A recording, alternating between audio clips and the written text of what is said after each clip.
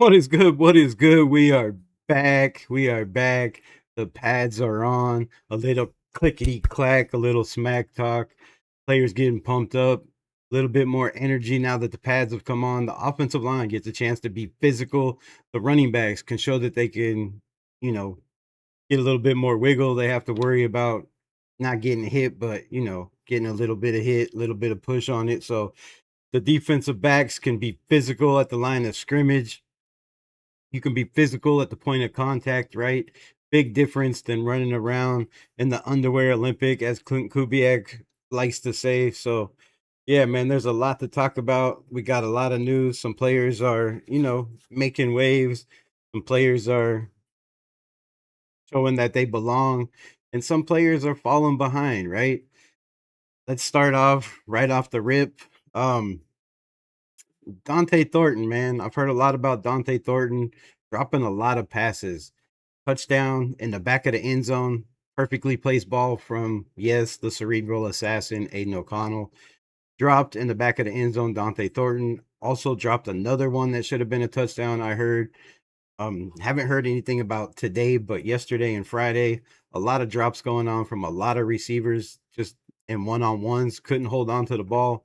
Was it a little bit of jitters before the pads come on, knowing that there's no more excuses, right? The pads are on.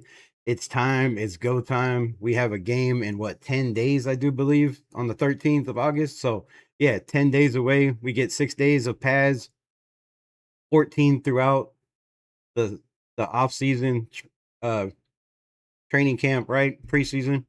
So let's talk about it. What players are standing out? What players are making moves?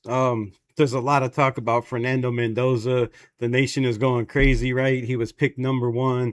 Oh my God, he struggled in the first day of pads a little bit. Struggled a little bit on Sunday. Had an interception. Had a deflected ball. A pick six, right? So people are going crazy. It's a learning process. You got to let the kid have time. It's the first time where you had shoulder pads on Sunday, not full pads, but you had shoulder pads on, a little bit of pads going on. So the jitters are there, right? Also, I don't know if it was noted, but from what I heard, after the pick six, he also threw a touchdown over the middle and came right back. So the kid has that, moxie where he's not going to get in his head. He's not going to let it get to him. And he's going to go out there and continue to develop and continue to get better. And I'm sure he went home.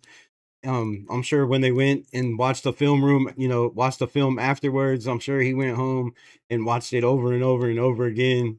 And he came out today and looked, pretty good, not great, but I mean, he's a rookie, right? He's a rookie. Also, you got to figure he's playing with the twos or the threes instead of the ones. They're mixing it up. Heard a lot of mixed opinions. Obviously, from what I've heard, they've been mixing it up a lot.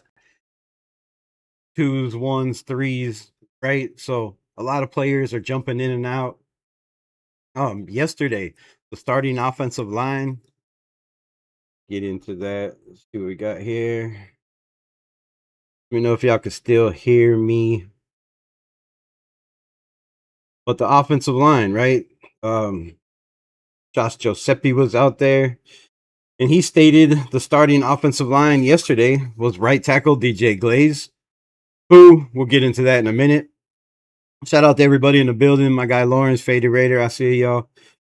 JPJ at right guard. Tyler Linderbaum, of course, at center.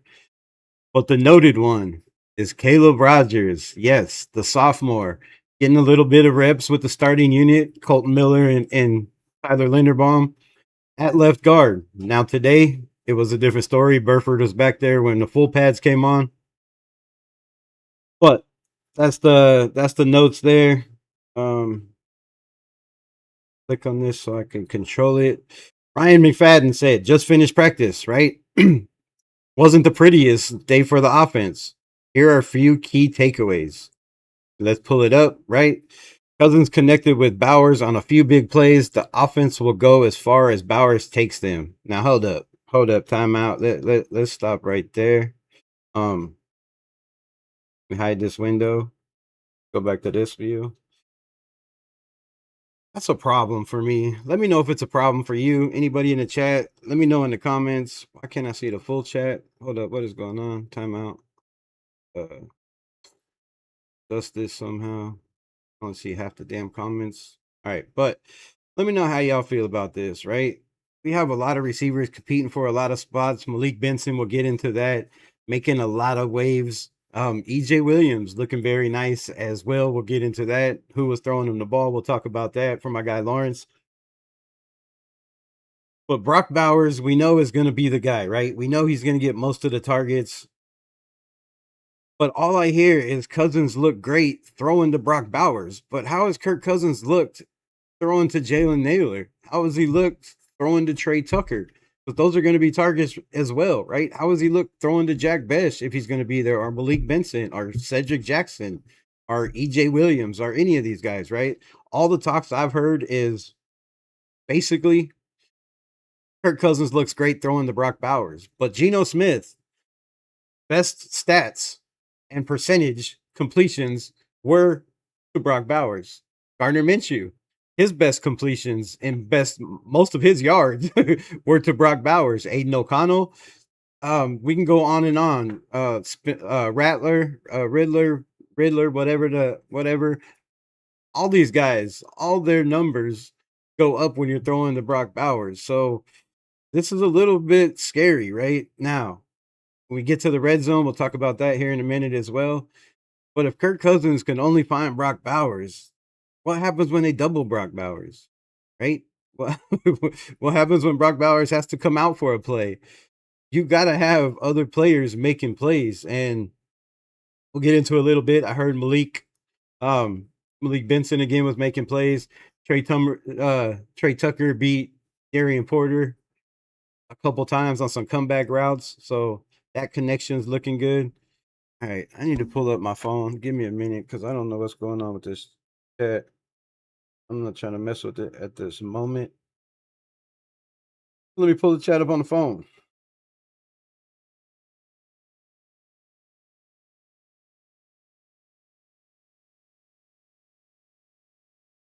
All right, that's a little better. All right, so if you see me looking over there all the time, it's because, but shout out to the people in the building. Andy Angel, hi today. Divinity T's, Faded Raider. Lawrence, my guy, what's good? Faded Raider, my guy, what's good? Andy Angel in the building. What it do? Appreciate y'all showing up, showing out. I make money, I don't spend money. If you make money, you should spend some of it, right? All right, I gotta figure out this damn chat. Hold up.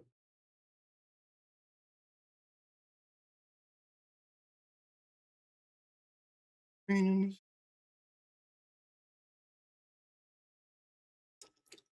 right, what about this one?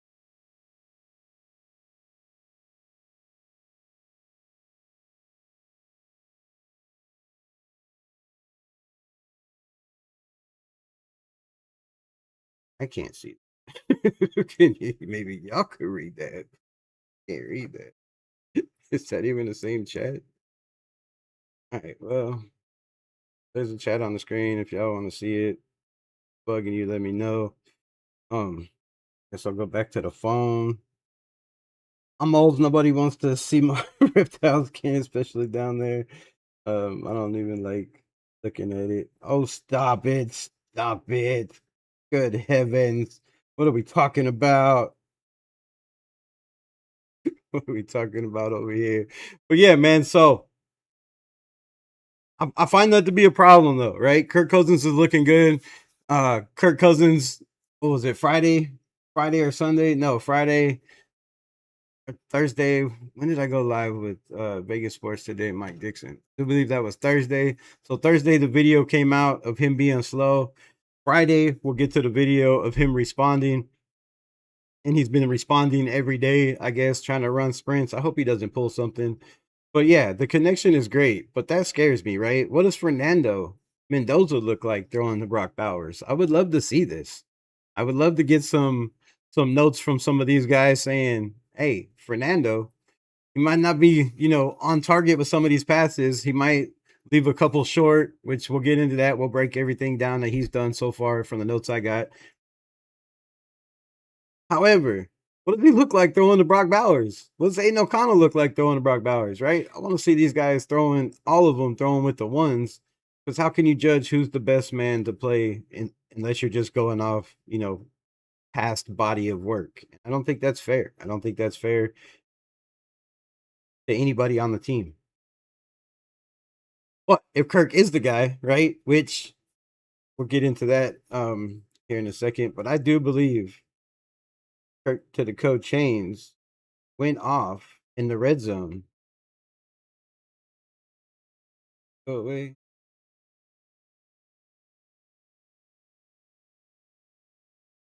Let's see. Let's see. All right, so get back to it. Mendoza underthrew Malik Benson on a deep ball, leading to the ball being broken up by my guy Decamarion Richardson. Decamarion Richardson has been out there making a couple plays as well. Nice to see him actually trying, actually getting some run instead of just special teams like he did with the last coaching staff. During 7-on-7s, he was picked off by Greedy Vance as well. That one was for a pick six, right? Or would have been. It was the first interception of camp, which that's good. We haven't heard a lot of balls being intercepted from this defense, but we've heard of some pass interference calls, some deflections, some balls being bounced off the back of players' heads. That's never good. Never good if you're a defender. But hey, any way you can get a pass breakup is a pass breakup. You got to use your head. Use your head, right?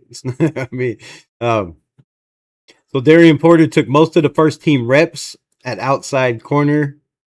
This is all today. Wait, this is on the second. Hold up. Yeah, all right. Gerard McCoy is looking more comfortable. Spent a lot of time with the twos and had a pass breakup early in practice.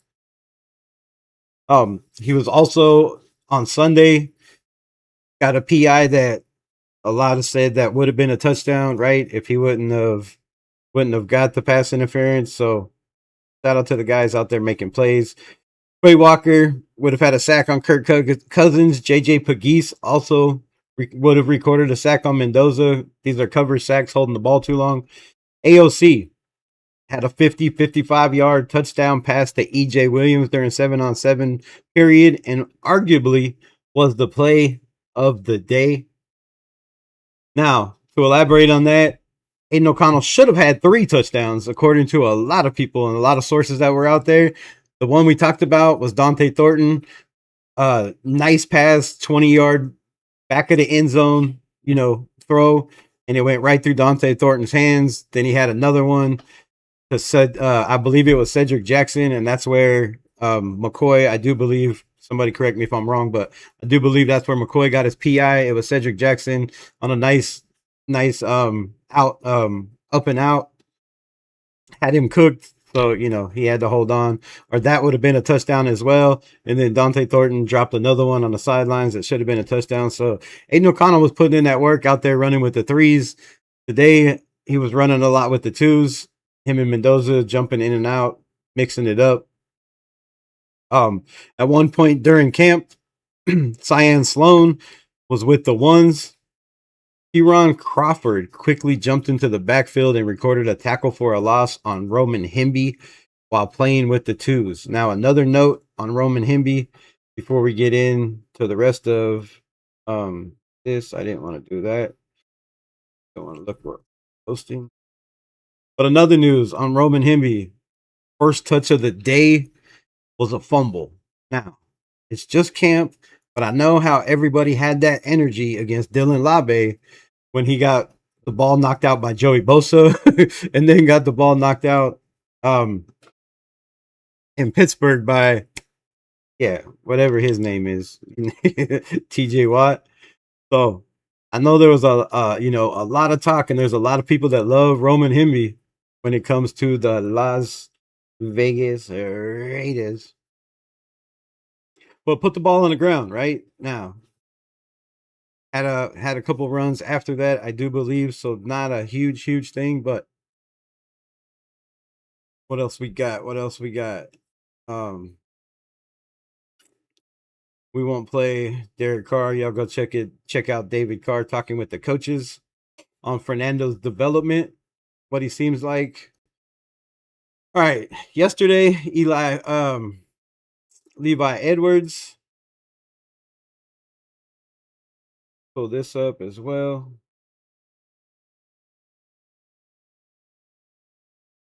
So yesterday, Sunday, Levi Edwards says takeaways from day 4 training camp. Seems like defense won the day. Good showing overall. Wide open competition at cornerback. Nice pass breakup by Jermod McCoy in team periods, and Greedy Vance interception on 7-on-7s. Telling y'all, watch out for Greedy Vance. Even though he was a UDFA last year, right? They liked him in the building. They liked him a lot. So, and it was a lot of the same scouts in the building last year. I know Pete Carroll had a lot to do with a lot of picks. I don't think Greedy Vance was one of those picks. I know a lot of people put it together because of the USC thing. But he's a fighter, man. He's a fighter. Kirk Cousins to Brock Bowers connections continues to grow. Malik getting some shine, returning kicks. So let's talk about the Brock Bowers connection. Stays up. Let's talk about the Brock Bowers connection. Leaky, I see you. Nutty Nate, what's good? What's good? So Brock Bowers to Kirk Cousins, and like I said, every quarterback that has ever played with Brock Bowers has shined. They all look good. You could throw the ball on the ground, you can throw the ball up in the air, you could throw it back shoulder. As long as it's in the vicinity where he can get to it or take a step or two or get to it, Brock's going to get to it, right? So that doesn't really impress me. You know, we need that connection. Yes, Brock's got to stay healthy, but we've seen throughout his career, you know, that's been a problem. So what happens if he's not? Who you throwing the ball to, right? Who's the second, third, or fourth option? And I feel like it's starting to look like Malik Benson. Malik Benson, him and Mendoza have a nice Mendoza. They have a nice connection together. They've been working out pretty solid. Couple touchdown plays. He's looked good with Aiden O'Connell throwing the ball as well. They've been mixing in a lot of these guys. Cedric Jackson still out there making plays. Malik Benson had a nice little drag route. I do believe I heard from Mendoza that ended up going somewhere between 20 to 35 yards. You know, the estimation was kind of questionable from sitting there and what you can see, but you know, that says a lot. Caught the ball on a drag route and took off upfield, you know, smoking guys. So a lot of good signs, right? A lot of promising signs, looking very promising. Malik could be that guy, right? He could end up easily sliding into, you know, third or second, right? Jalen Naylor's had a problem holding on to the ball. Trey Tucker has had nice plays, but again, it's been the same Trey Tucker, those small hands, the short arms, the consistency, right? The consistency. And I think having 3 different quarterbacks throw you the ball is a problem, is why they're giving most of the reps to Kurt, right? So it's the same type of ball. But David Carr, I keep calling him Derek, my bad, but David Carr said from what he's seen, and he was out there in practice, former first overall pick, I do believe, for Houston, right? So David Carr knows all about it. We see, you know, his announcing, you can like him, love him, hate him. You know, it is what it is. I feel like the man knows football. He said from what he's seen, Kirk Cousins looks slow. His delivery looks slow. The ball has some sail to it, right? It floats a little bit. Not a lot of velocity on the ball. That's a problem. Unless you're throwing to Brock Bowers, who's going to catch anything, right? That's a problem. On the other hand, there's 2 more quarterbacks in the building. Have a little bit more zip. Get the ball out a little bit quicker, right? Have a little bit better movement. And that's, you know, not hard to say because Kirk Cousins never really been a very mobile quarterback, right? Jason Ruiz in the building. I see you. What it do? What it do?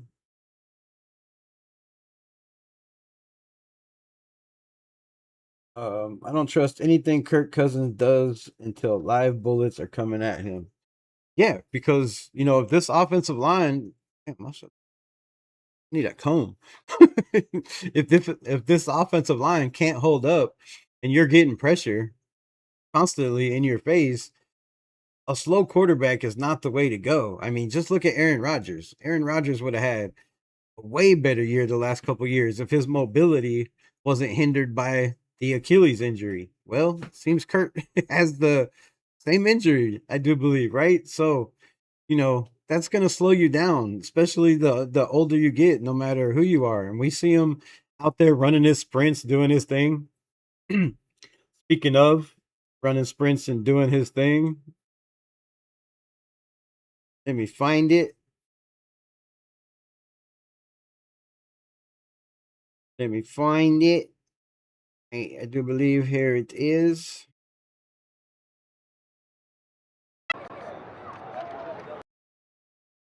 All right, let's pull this up. Oh, this is getting confused in all these damn settings. All right, all right, all right. Make this bigger. Nope, I guess that's the view they gave us on X, so it is what it is. But let's get to it. Kirk Cousins answering back. Oh, look at him cook! Look at him cook! Look at him cook! That's Brent. Look at Kirko. Kirko chains with the wheels. With the wheels, right? The wheels. But look how anxious he is. Look how anxious he is. I'm gonna beat everybody. Look, I'm beating everybody. So he heard the responses, right? He's seen he's seen all the talk, right? Greg Lear, what it do? Raiders Rebel been taking time away from football. It's all good, my brother. Urgent alert. What the hell is that? That is crazy. Um, I don't know what the hell. Shout out to whatever that was. I appreciate the urgent alert. Kind of shocked me. I was like looking at my phone. I thought it was something on my phone. I was like, man, what just happened? What just happened? They get hacked. I'm getting back from August stuff and fantasy football. Speaking of fantasy football, let's bring that up. Fantasy football. If you want to join the fantasy football team, let me know. Let me know. Let me know. You have to be a member of the channel, right? It's $2.99 a month. No big deal. We'll be doing a lot more when the season starts, some breakdowns and all kinds of stuff over on Discord, also on the Patreon as well. So make sure you're at that. $2.99 is cheap. You also get Patreon as well. But yeah, we're trying to do fantasy football league. I don't know the stipulations. Let me know what y'all want to do. I was thinking, something like 15, 20, $25 per person, winner takes all, and just do it that way. I think you could have as many as 12 on Sleeper. So if you want the link, hit me up, let me know. I will post it in the members page. So, if you're already a member, all you gotta do is hit the link and join the fantasy football league. Come over there. Y'all think y'all know ball better than your boy Rebel, right? Come get your draft on and let's do this. Let's do this. Let's play some ball with the nation. I think it'll be fun as a group. So let me know if y'all interested. Season is getting closer and closer. We got to set up draft times and all that. So many people as I can get, I'm down. Let me know. But if it's not at least, I feel like it's got to at least be 8 or 10 to be kind of even. So if we get 12, that's great. But if not, if it's getting close at 10 or 8, whatever, we'll shut it off. But let me know. Jump on board. Come show me what you got. Show me what you got. Pick your team. May the best man win. Yeah, so back to it. Get through these chats real quick. Shout out to my guy Greg Glera. Angel Eyes, Melissa, what's good? What's good? Salute to you. All right. Go back. Everything else I was talking about. is right here. Take a look at this.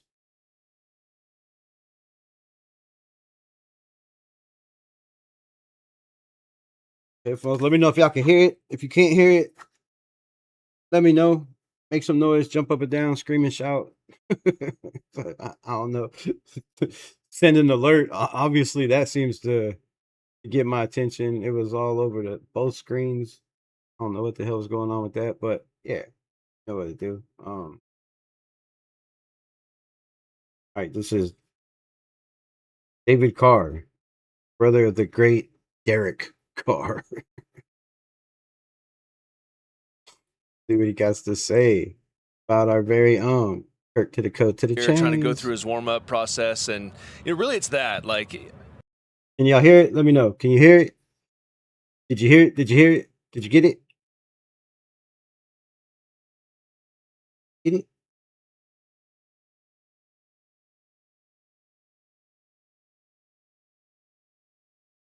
Come on, man. Somebody. Thumbs up, thumbs down. The delay can't be that long. Did you hear it? Could you hear it? Could you not hear it?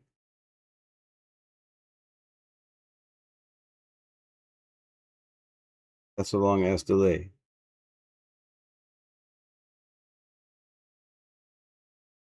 All right, well. I think that when we get the chance to talk to Clint later, I'm going to really want to ask him, what are you going to be looking for specifically from a mental standpoint? Because physically, here's what's going to happen. You're going to be in training camp as Fernando Mendoza, and we've seen the clips of Kirk Cousins trying to do the warm-up, and he looks like an old man, but he's throwing with anticipation. The ball's floating a little bit, but you know what it's going to be? Looks like an old man throwing with anticipation. The ball's floating a little bit. Now, if you're telling me the only reason Kurt is out there is because of his experience and he could, throw with anticipation, I feel like there's another quarterback in the building that can throw with anticipation and it's on film. So, I don't know. We'll see. But get into that. Where it's supposed to be. It's going to be on time. He's going to be a great leader. So to kind of be able to overcome that and get on the field as a young guy, you don't necessarily need to look at the flash of the physical abilities because it's going to pop. The ball's going to jump off his hand. He's going to be a big physical guy. It's more the intangibles. It's more the ownership of the offense, going under. So more of the intangibles, the ownership of the offense, getting guys to believe that you're that guy, right? Getting guys to play for you like they would play for Kirk Cousins because they know Kirk Cousins ain't gonna steer him wrong. He knows every situation, right?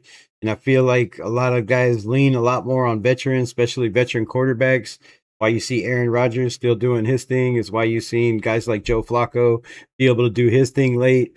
Guys like Tom Brady, right? They flock to these veterans because they've been there, they've done that, they've seen it all, and they feel more comfortable with that. But we've seen in the past what that has done for the Raiders organization because we've seen Max Crosby bring on Gardner Minshew before he ever brought on Aiden O'Connell, right? A lot of people gravitated to Gardner Minshew. Oh, he's more mobile. He can do this. He can do that. And none of that came to fruition. We didn't see any of that. The mobility wasn't there. The passing wasn't there. All we seen was turnovers. We've seen the same thing with Geno. Oh, Geno's a veteran. He's played, high caliber football for 3 out of 14 years, right? He's the guy. There was a lot of ifs. I kept saying Geno's an if quarterback. Everything has to be perfect. If you have, a solid offensive line, give him time to throw. Yes, he can pick you apart. He can be that guy. But, however, we've seen it before. We've seen it before. When the pads come on, we'll see a little bit of it in the preseason games. But, man, we got to see what it looks like against other teams. Players that, teams that defense that are scheming for Kirk Cochains because they know what Kirk Cousins can do. Center being able to, execute a 7-step drop, the play action ball handling with the backs, like all that stuff is what I'm looking for because when I walked into camp when I was in Houston, I was able to outthrow the older guys. Like Kent Graham was there, Tony Banks was there.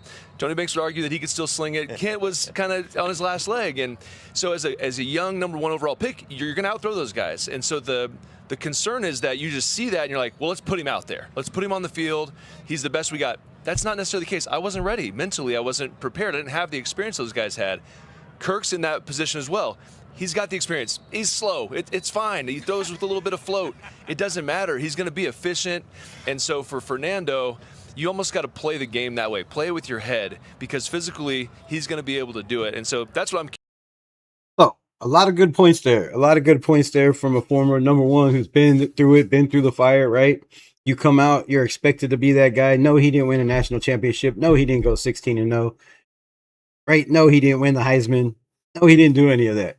But still, all of that put aside, like Tom Brady said, once you're drafted, nobody cares about all that. Nobody cares what you did in college. This is the NFL. This is the big boy leagues. Nobody's worried about what you did in the past. That's just a tag that you have with you that you have to live up to. So a lot of good points by Derek Carr. David Carr. Jesus, I apologize, Mr. Carr. But a lot of good points by David Carr. He's that guy. He has the experience, right? He's going to be able to make the plays. He can read the defenses. He knows when to check in and check out of plays. He knows when to check to a run play. He knows what run plays to check to. And we'll see, man. He's got to start. Somebody's got to step up with these ones, or they got to start giving Malik Benson more reps with, Kurt Cochains and seeing if they can build a connection. Or my guy Cedric Jackson, who, making plays again from the slot, had a couple of big catches, has had a couple of, pass interference because he had his guy beat. So they have guys. They just have to find the right guys with the right players. Is Kirk that guy? Or do you go with the youngster if he starts to figure it out? Curious about. That's what I'm concerned about. I want to make sure that there's patience with this kid. With this staff is great. The staff is unbelievable. We'll get a chance to see these guys. Mike Sullivan, the quarterback coach there, he's my quarterback coach in New York. Absolutely nails. He's got a great group around him, a great quarterback room. That's what I'm looking for today. Will he be? So a great group around him, great quarterback room, right? Patience. The pros are all screaming patience. The guys that have played the game before. The ones that aren't screaming are a lot of these guys in the mainstream media that haven't played the game, that never played the game, right? They're reporters, they're analysts, they're stats guys, they're guys that never put on pads and don't know what it's like. And they're saying, oh, this is the best guy, throw him to the fire, right? Let him go out there and do his thing. That's all great if you don't have a quarterback in the building, right? I mean, look at some of these teams right now. I believe Kenny Pickett is going to be starting Monday for the Carolina Panthers. They're not playing Bryce Young at all. Kenny Pickett's the guy. Then you go to Atlanta, right? A lot of people are saying, just trade Aiden O'Connell to Atlanta. But does he fit that system, right? You got 2 left-handed quarterbacks. Both are a lot more mobile than Aiden O'Connell, right? They're going to be able to make plays with their legs. I don't think you bring in a guy like that to Atlanta, in my opinion. I don't know. But do it. So, yeah, shout out to everybody in the building. God, what else we got? We got Levi Edwards. Like this one right here is happy. I don't know what that one is right there. But this one right here is Mr. Sam Warren from The Athletic. And he says, other notes. Trey Zune played exclusively at right tackle today, but with the twos. The twos, dos.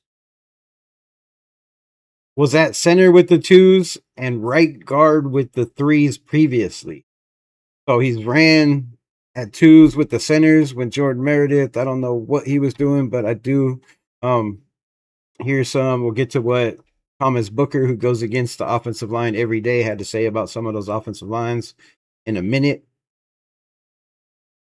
Up and down the practice squad, Jermon McCoy had the pass breakup. We got to that. Roman Himby had a couple of nice runs. We talked about that as well. Lots of procedural penalties with the depth units. That's an issue. That's an issue. Now, these are depth guys, but these are guys that are pushing to try to get up to the ones. And if you're the one making mistakes, if you're the one jumping off sides, if you're the one getting the holding calls, you're going to end up with the threes. We've seen it with this coaching staff already. They don't play. Couple mistakes and you're demoted, right? Somebody else is hopping in and taking your reps. So don't know who those penalties were on. It doesn't say, but those, all need to be looked at. All need to be looked at. Here we have nice pass. Nice pass by Mr. Kirk Cousins to Brock Bowers. This is what they mean by leading with anticipation. But man, look how much time he has back there. Hold up. Play that. I mean, look at look.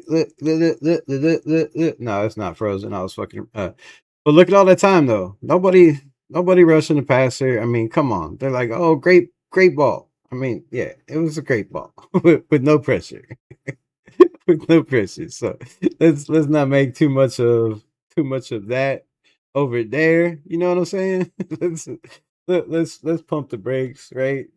Kirk's the guy. A guy, it's not John Leone, it's John Raider.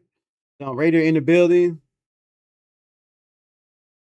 Was it formerly John Leone? Because it looks the same. D Menace, what's good, my brother? What's good? Appreciate you pulling up. Then let's go back to it. Let's get down to it.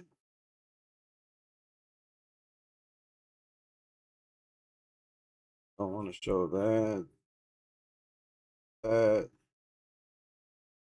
Hell is it? Hold up. Give me 2 minutes. Not 2 minutes, 2 seconds. That's the Kirk Cousins, Trey Zoon. We got to that. Henderson is hot as hell. We got to that. We got a report that says from Mr. Josh Giuseppe, which is always the biggest critic, but the Raiders wide receiver room looked mid. Corners were all over them. The D looked very fast and angry. Lots of movement, drop balls, jumped routes, and the pick 6 by Greedy Vance for the touchdown. That's huge. That's a huge sign for this defense because that's what we've been lacking, right? Speed on the defense. Guys that know their 111 and then know also the other 10 around them. And they can jump these routes because they're comfortable in the defense. They're comfortable in the playbook. And it shows that these guys are putting in the work, right? I mean, it's been all of them. We've heard Dekamarion Richardson's name. We've heard Greedy Vance's name. We've heard Jermon McCoy's name. We've heard Eric Stokes' name. You know whose name we haven't heard? Traden Stukes. 2nd overall pick. Where's he been the last couple of days? Is Teron Johnson just that good? That'll be the next topic. We'll get into that in a second. But these guys out there, a lot of tip balls, playing fast, playing angry, playing physical. And that's what we want to see, right? That's what we want to see. Now, get to this. I don't want to play the sounds, but I do want to play the video. So, you know who it is. No, that's not Tom Brady. No, it's not Tom Brady. You know who it is. Okay, formerly, I got you. So, what was I trying to do? I got sidetracked. All right, this is the cerebral assassin to E.J. Williams trying to make the team. Oh, no hesitation. Nice throw, nice catch. That ball is cribbed. Rockabye baby to the crib. Nice throw, nice pass. Boy's been putting in that work, and he's making it very difficult for these Las Vegas Raiders to hide Aiden O'Connell anymore. If you put him with the 2s, he's making plays. If you put him with the 3s, he's making plays. Seems like they're very afraid to put him with the 1s. Just my opinion. Let me know yours, but just my opinion. The Menace in the building. Good you could catch a live, my guy. It's been a minute. We got a lot of young DBs. A lot of young DBs that are very fast. They are fast, they are physical, they are making plays. They've been constantly making plays. Now, in the red zone, they got cooked. They got cooked. I'm trying to find it. Wow, I talked to y'all. But there was a report. I believe it was 5 touchdowns by Kirk Cochains yesterday in the red zone. He had a 20-yarder to Brock Bowers. He had a little out route or a little, I guess, a kind of a wheel route to Ashton Genty out of the backfield for a touchdown. Hit Trey Tucker for a touchdown. Don't know where the heck it is. Don't want to get it wrong. Who it all was. So, damn it, in my notes somewhere. Cousins. Okay, here we go. Cousins connected with Bowers for a few touchdowns. Cousins also threw touchdowns to Jalen Naylor, Ashton Genty, and Trey Tucker. All red zone. They did a lot of red zone, a lot of 12 personnel from what I'm hearing. Lots. Mendoza threw a back shoulder pass to Benson, who made a good two-handed grab, but the refs ruled him out of bounds. This was Friday on the 31st, I do believe. Friday was the 31st. So yeah, haven't been on in a couple minutes. And then this video right here, man. This is the video I want to show y'all. Now I know. Now I know. Right? It's just pads. You got another guy holding pads. But to me, this shows a lot. It shows strength. It shows physicality. Hold on. Let me unlock this.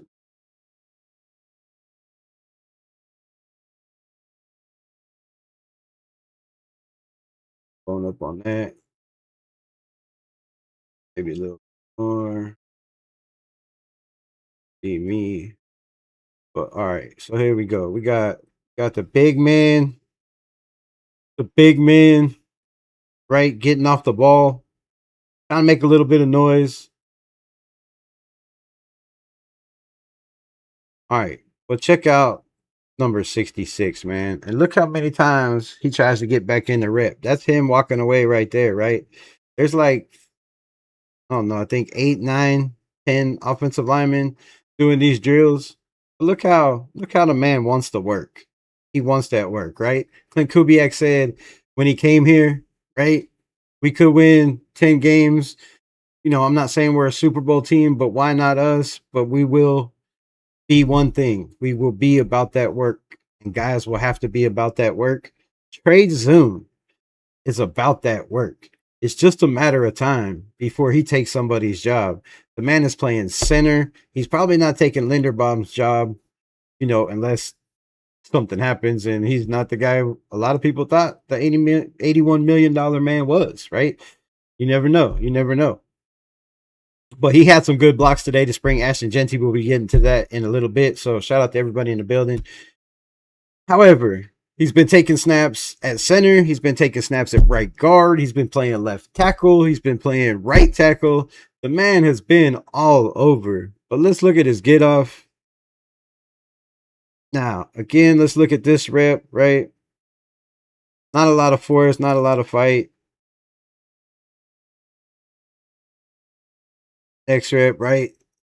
Barely moving this guy. Wait, what? Wait, what? Just blowing guys off the ball. Dude's trying to put his foot in the ground. He's got everything leaning forward and just getting mauled. Just absolutely mauled. And then hops back in again. Good hand placement, good footwork.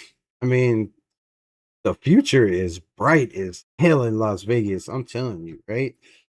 We might not shock the world. I'm not bueno. What to do, right? We might not shock the world this year, but don't be surprised if we do, because it's the NFL and anything can happen on any given Sunday. But with these guys out there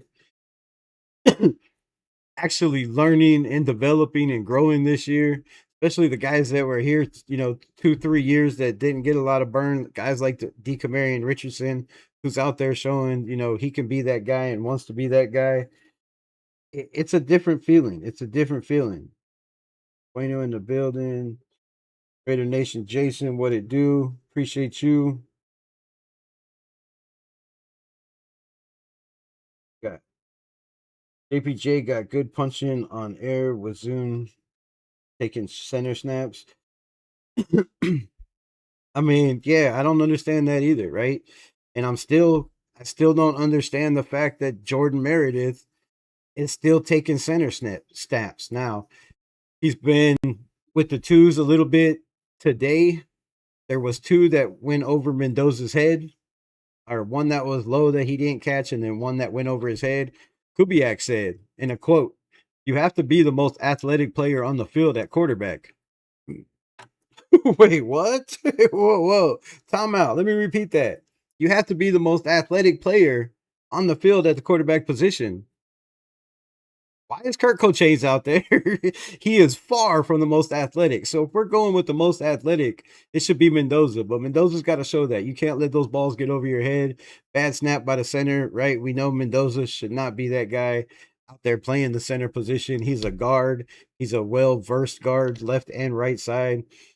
Way higher ratings than anybody we have in our building that's ever played the guard position. And he's still playing center. And then you have Trey Zoom playing center. And JPJ's like, man, let me get some center snaps and show that, maybe I could be that backup guy if something happens. Move me from guard to center and bring a guy like Meredith or Rogers or one of those guys off the bench. To me, that makes the most sense. So I don't know what it is with JPJ in the center position. Maybe they just don't feel like he's athletic enough, or maybe he just gets pushed back too much, like Andre James. I don't know. I didn't see that a lot from the film that we've watched and we've broke down and that other people have. I didn't see that, right? He's a mauler no matter where he's at. I just don't know what the deal is with JPJ not getting center reps. I mean, we have Jordan Meredith going on his, second year, which he played half the season, I do believe, before he got hurt at the center position last year. And now he's back at the center position. Just makes no damn sense to me. Makes no damn sense to me.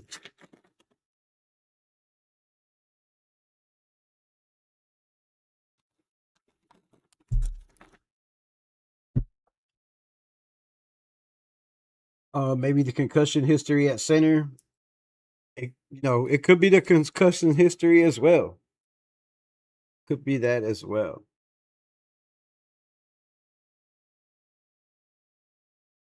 Get back into the rest of the news today. We had those drills. Those were on the 31st. A little bit of beef going on with Liam Cohen, talking about how the Jags get no play over there, right? How they're not in the national media. It's easy for him to get his team fired up. The Raiders should feel like they're in that position too. They get no respect in the AFC West, and it shouldn't be hard for Clint Kubiak and the rest of his staff to get these guys fired up to go into some of these games, with boulders on their shoulder instead of chips, right? With carrying a house on your shoulder, right? So Ben Johnson, Liam Cohen, if you haven't watched that, go check it out. Liam Cohen took some shots at Ben at Caleb Williams, constantly being in the national media and I guess making the Madden cover.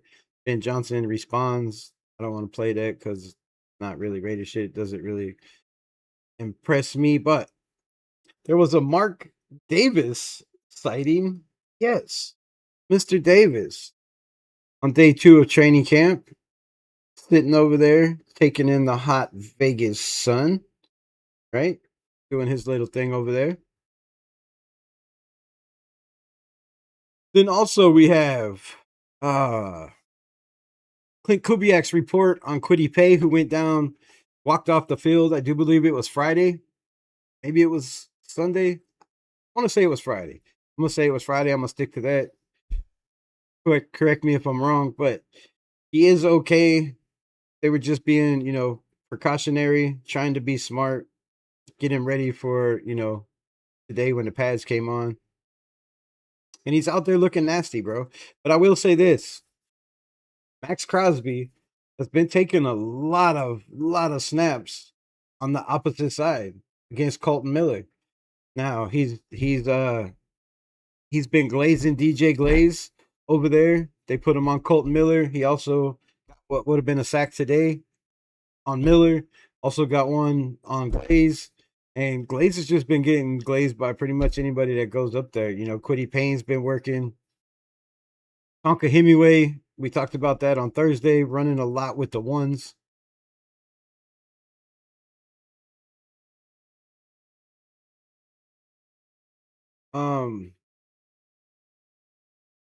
A lot about Kirk. We hear a lot.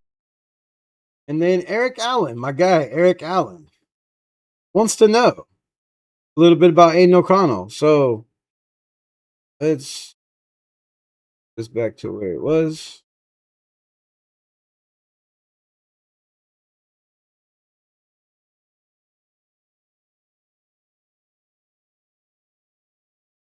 Not too much because we do not want to cut out Amber Theo Harris. What are we doing here? Let's get rid of Spytech first. Hey, had this on a move sequence. It is not. Apologize. But the Johnny Spytech, Eric Allen has some questions about some of the quarterbacks in the room. A lot about Fernando. How's Aiden doing? I mean, we love him. He's a great guy off the field. How is he coping with everyone talking about everyone else except him? I think the testament to Aiden and who he is he's just put his head down and worked. Mm-hmm. He had a great spring. He came back a little bigger, a little stronger. He's throwing the ball really well. He's always worked hard. He's a very smart person. It matters a lot to him. And I think, in a way where some people might come in and, what does this mean for me? He's never asked that question, not to me. And all he's done is work and produce, and he's had a good spring, and I expect him to have a good camp too. A lot about Kirk. We hear a lot about Fernando. So that says a lot about this young man, right? You heard what he said. A lot of players will come in his situation when you draft a quarterback first overall. When you bring in a guy like Kirk Cousins in the building, who's a veteran, who many assume is going to start, and more than likely, right? I talked about it since the beginning of the season. That's the plan. They said it in the beginning, but there's still that small, chance that somebody plays better and takes that job day one, and it's probably not going to be the rookie. So he talked about, Aiden's never asked that question. What is this? What's next for me? Going and getting Cousins, going and getting Mendoza. He just goes out there and puts his head down and works and just keeps showing out, right? Keep showing out.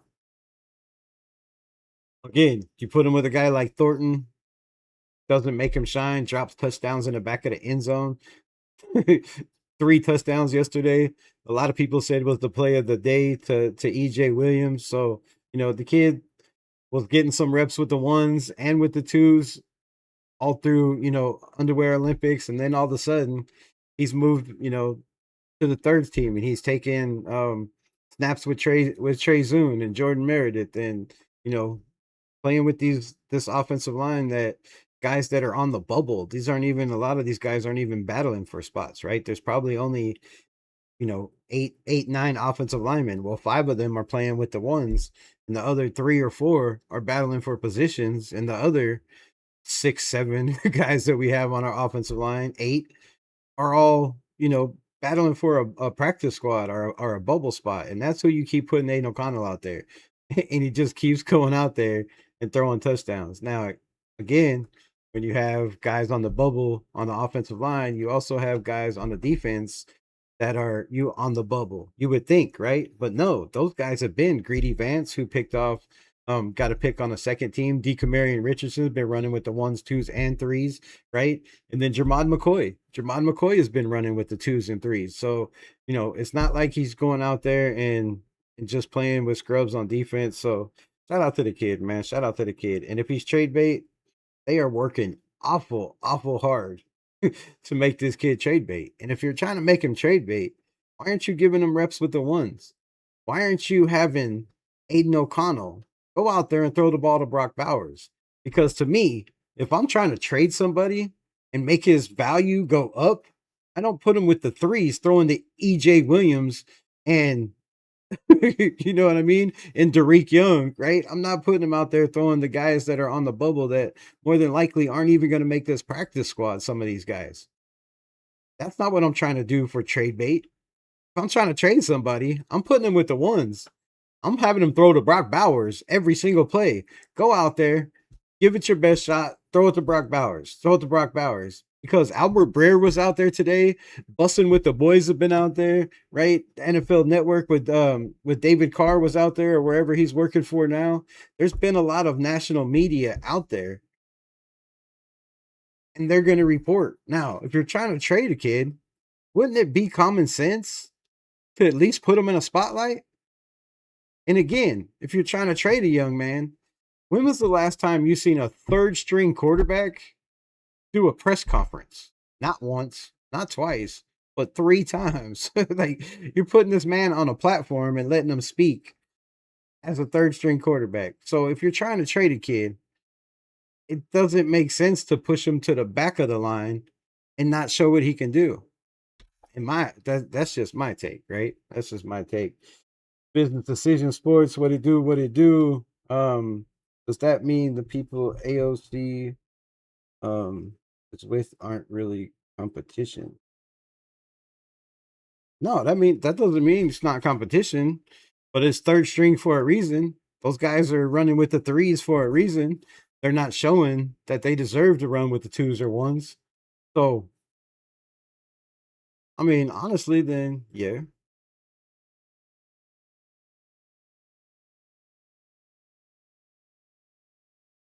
If you're not trying to compete, what? You're not trying to compete, you put your number ones out there to get reps.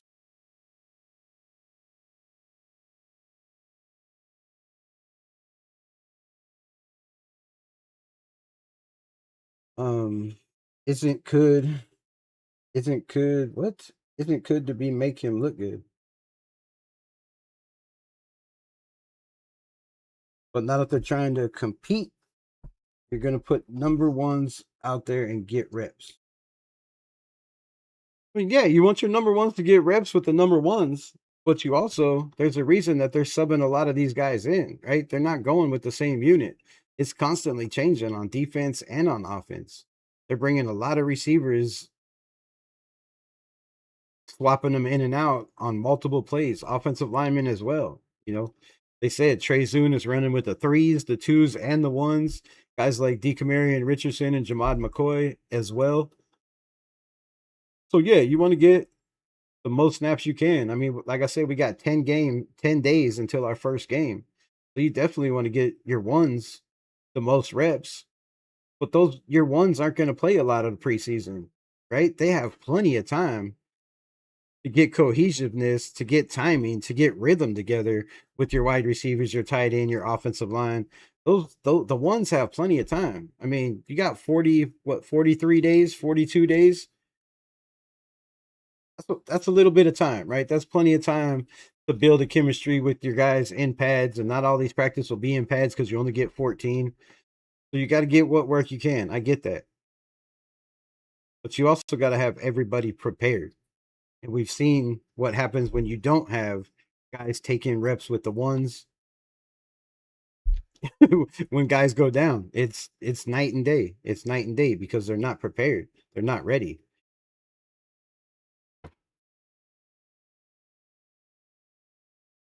Because he is better than the third string. Because who is better than the third string?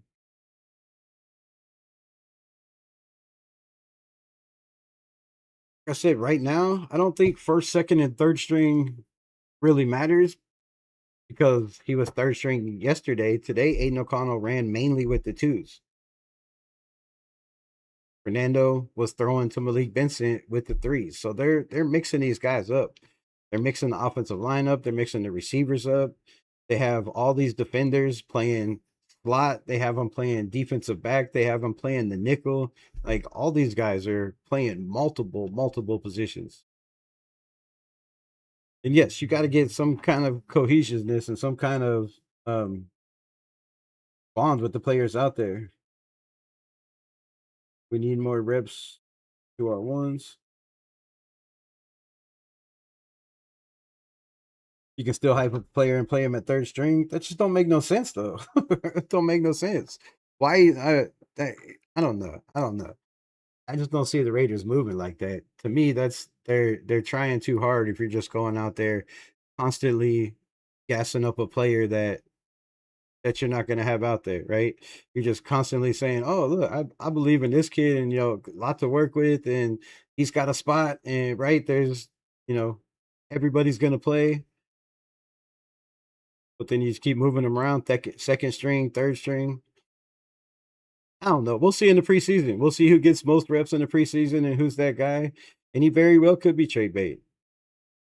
Very well could be trade bait. I wouldn't be surprised whatsoever if he asked for a trade and his agent asked for a trade, right? You can see him out there in practice many times. He goes out there, he makes the throw, head down, walks away, right? There's not a lot of talking in practice like a lot of these reporters are reporting, like Kirk Cousins is saying, "Oh, and Mendoza, this is a great quarterback unit. We're constantly communicating." I don't see him communicating out there on the field.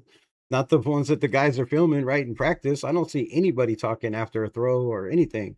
One's looking one way, one's looking the other one's got his head down. Like, I don't see these guys doing anything they're saying out there, right? To make him look good, put him against the threes, some with the twos. If he could look good with the ones, he would start.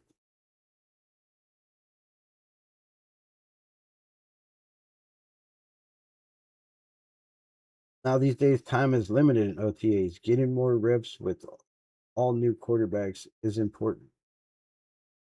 Yeah, it's definitely important because you don't once the season starts, you get no reps, right? You get a meeting on Monday, you get, meeting and walkthrough on Tuesday, then, Wednesday walkthroughs, maybe a couple weeks out of the season, you might put on pads on a Thursday or a Friday. Like it's basically just walkthroughs, right? So you're not getting no live action, no live bullets, not a lot of practice time once the season starts.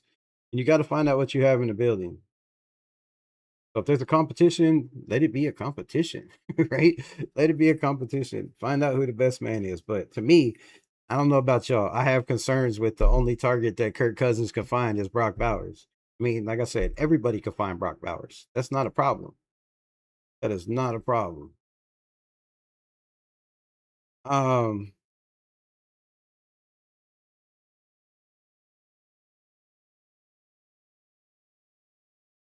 what else we got? What else we got?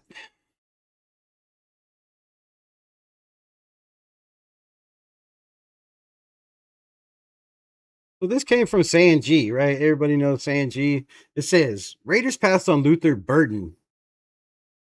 Let's just pull it up. I want to get y'all's take on this. How y'all feel about this, right? First off, size. Nope, correct. I try.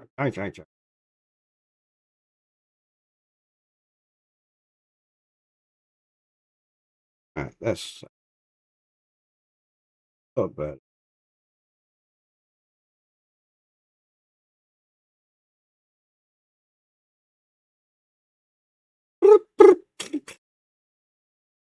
All right, yeah. So, my guy says Raiders passed on Luther Burden. Instead, they traded pick 37 to the Dolphins for 48. Then traded pick 48 to the Texans for 58. The Raiders drafted Jack Bech 58. Then, with the extra picks for trading back, they drafted Caleb Rogers, Charles Grant, and Tonka Hemingway. Now, this says Luther Burden's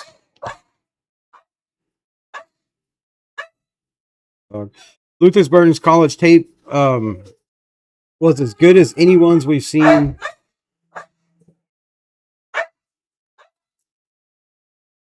Said Burton has been working hard this offseason, right? So a lot of people were questioning, fucking dog, man, what is going on?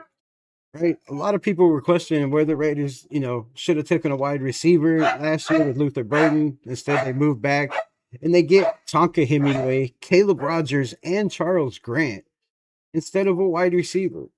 Now, I feel like if you could get a wide receiver, cool, Kev, what's good? Appreciate you in the building. Fucking dog, what is going on? Jesus Christ, right? I feel like if you can get a wide receiver in the draft and not have to trade for him, right, or pay a crazy amount like $36 million for a wide receiver, I feel like that's the best route to go. Now, I don't know about y'all, but let me know how y'all feel. Cool, Kev, appreciate you in the building. What we got? Raider Unleashed. Oh, hit that button. Shout out to all the Unleashed militia in the building. Business Decision Sports, Excel Raider, Edward Morgan. I haven't seen him in a minute. Danny Caps and Rated Nation Jason. Welcome to the family. Welcome to the family. Feed the dog. No, mom's home, bro. His mama's home. Tonka Hemingway, knock that off. So, yeah, you get guys like Tonka Hemingway. You get guys like Caleb Rogers and Charles Grant, and you get a player like Jack Besh. Now, Jack Besh hasn't made a lot of noise out there, right? Hasn't made a lot of plays. The pads have come on, and it's time we start hearing from him. Also, in latest news, the Chiefs are thin again at wide receiver. Xavier Worthy and Cyrus Allen both left practice with injuries on Saturday. Don't know what those injuries are, but man, if they end up with a Stephon Diggs or a Brandon Ayuk, I'm going to lose my shit, bro. I really am. Patrick Mahomes is back. And then we have this report right here. This is hilarious. I don't know why it's at this angle, but we have this report right here. Kelsey sighting. Look at this man. Is that Jason Kelsey or Travis Kelsey? I don't know what Kelsey that is, but damn it, son. He got some grinding to do. I mean, you got some grinding to do, my brother. Wow. Let me know. Y'all think he'll be back in shape by the start of the season in a month. I don't know how you getting that gut off in a month. I mean, I don't know what trainer you got. You might have to hire Alex Guerrero to come over there, Tom Brady's guy, to do some of the massaging tricks that he does and massage some of that belly away. But there is no way. I know he's going to be better at blocking this year because he's definitely going to be a hell of a lot bigger. But man, if you're a DB, you probably don't want to get hit by that guy for at least the first 6, 7, 8 weeks of the season. He's going to run some people over. That is a Mack truck. I really thought it was Jason Kelsey out there, for a minute. I was really sold on the whole Jason Kelsey thing, but no, it is Travis to the Kelsey. Also, CJ Gardner with likely an Achilles rupture. Not good for Bills Mafia, but damn good news for the Las Vegas Raiders, right? One less player you have to worry about on week 6 when you go up against the Bills Mafia. Brian McFadden says, back to it. Let me back to it. Ryan McFadden says, yeah. Sweet. 2-minute drill situation. What the man? Quickly. Crosby quickly got DJ Glaze. Got by DJ Glaze to stop Ashton Genty in the backfield for a tackle for a loss. Look for Max Crosby's tackle for a loss to be absolutely the best season he's ever had if he stays healthy. Double knock on some wood. Jalen Naylor dropped Cousins' pass and Eric Stokes in coverage. This was yesterday. Second team seemed like they had issues pre-snap, forcing them to call a timeout. McCoy was flagged for the DPI. We talked about that as well. So a little indecisiveness with the second unit, and it doesn't really say if it was Fernando Mendoza or Aiden O'Connell because they both ran with the twos yesterday. If you didn't watch this workout video, go check it out. Getting started. Oh, I'm showing you all that. Back to my shit. I was gifted a membership. Thanks whoever gifted it. Oh, oh, you did. What you mean? Oh, you did.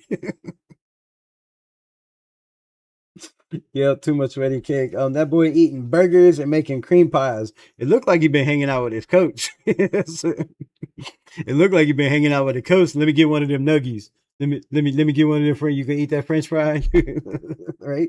Looks like that. Jason Tier to collect his paycheck before retirement, right? Got to get one more. Blaze might hit the practice squad this year. Yeah, I don't know if they're gonna get DJ Glaze to the practice squad. There's been a lot of talks in the building, and some of the things I've heard is they really like DJ Glaze. They feel like they can work with him. You know, there has been some talks I've heard of, him playing guard a little bit, but the footwork, man, the footwork ain't there. They just need to get that dude on working with some running back coaches. Get them quick steps in, right? Get them quick steps in, move them legs, get them legs working. And I think DJ Glaze would be fine. He is the mule, right? He's a powerhouse. His hands are violent. They're not always in the right spot. You need to work on that, right? Hitting the target in the right spot, and then just footwork. And I feel he'll be all right. Hopefully with Rick Dennison, he'll be all right. But if he gets moved to the practice squad, Lord, who we going and getting, right? Because Charles Grant has been a no-show the last couple days. He's working with the twos and the threes, right? Not that he's done anything wrong, but not that he's done anything to stand out, right? And I feel like that's a problem. When the pads come on, you want to see some of these young guys doing something to stand out. We heard Akeem, our coach, was asked about Hezekiah Massis and how did he feel he looked with the pads on. And the coach, straight out, Clint Kubiak, said, I don't know. I didn't see Hezekiah Massis. He didn't do anything to stand out today. But he also didn't get beat over the top. So that's a good thing. So coach is blunt, bro. I love the fact that Clint Kubiak's like, he's not going to gas nobody up. And for all y'all people saying that he's gassing Aiden O'Connell up, I find that crazy because the dude is blunt as shit. He's not out here trying to pull the wool over anybody's eyes or make anybody think that, oh, this guy's a great player. I really believe that this dude says everything that he is thinking, right? he's not, or he doesn't think. He just says whatever comes out, and that's his belief. So, for a lot of people that believe that, that's crazy to me, but the man is very blunt, and I love that. The players are gravitating to this guy. What else we got? Bills had players running on concrete after running a route with cleats. What? On concrete? Man, I don't know what that team's doing. I'll look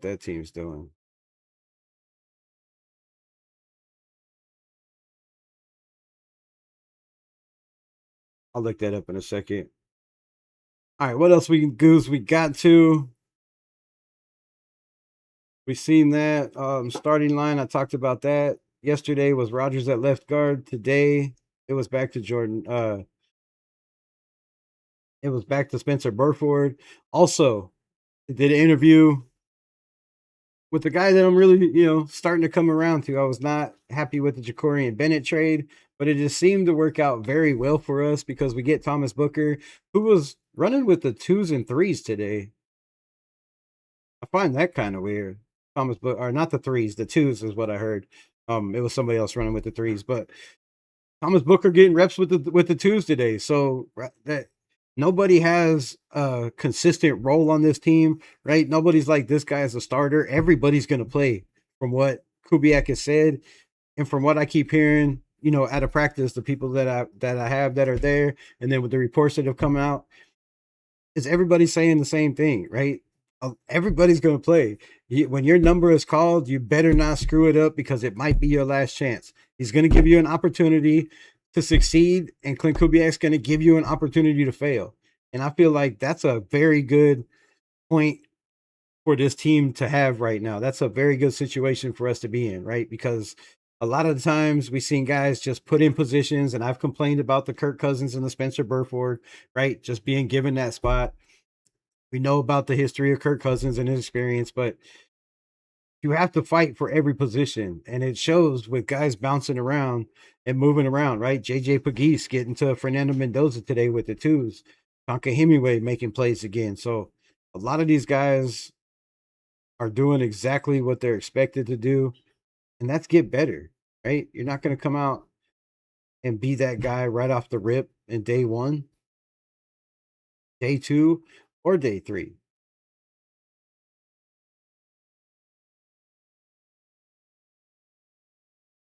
What else we got? What else we got?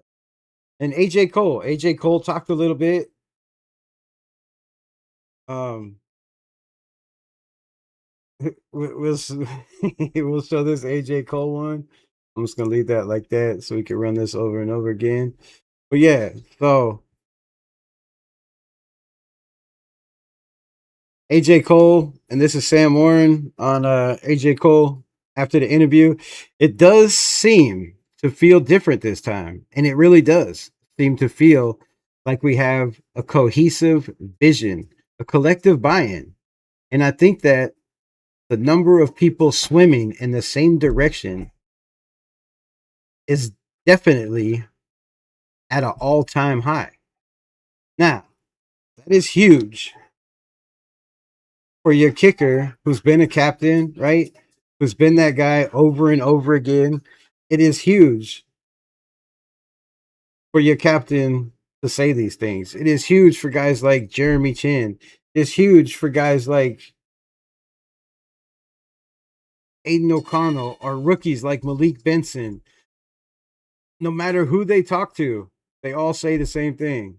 This team is all bought in. They're all bought in. They're picking up everything Clint Kubiak is putting down. And, it's not hard because he's just asking for a couple things. Do your job, know your job, be consistent at your job, and go out there and play your ass off. And if they continue to do that, the sky is the limit for this team. It really, really is. Shout out for the $10 Smackerizzle. Appreciate you, my nizzle. Raiders.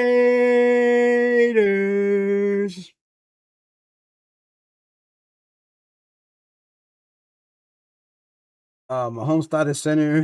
Mahomes thought his center was Travis Kelce. That's why he hit him with the back of the head on the route. Yeah, I seen that today.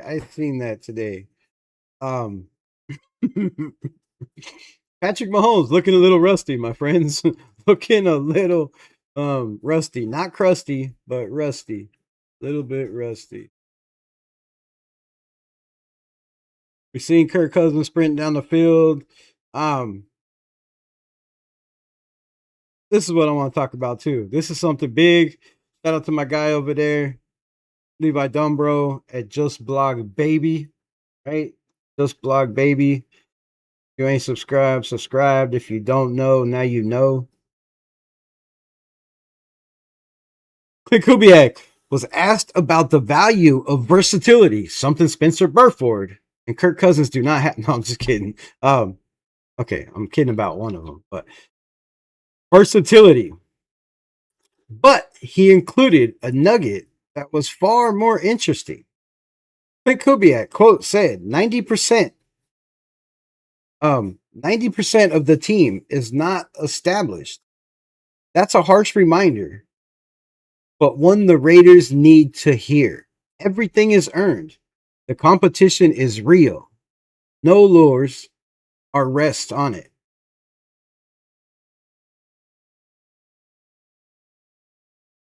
%90 of this roster is not established. Let that sink in for a minute. We have a lot of guys penciled in at a lot of spots.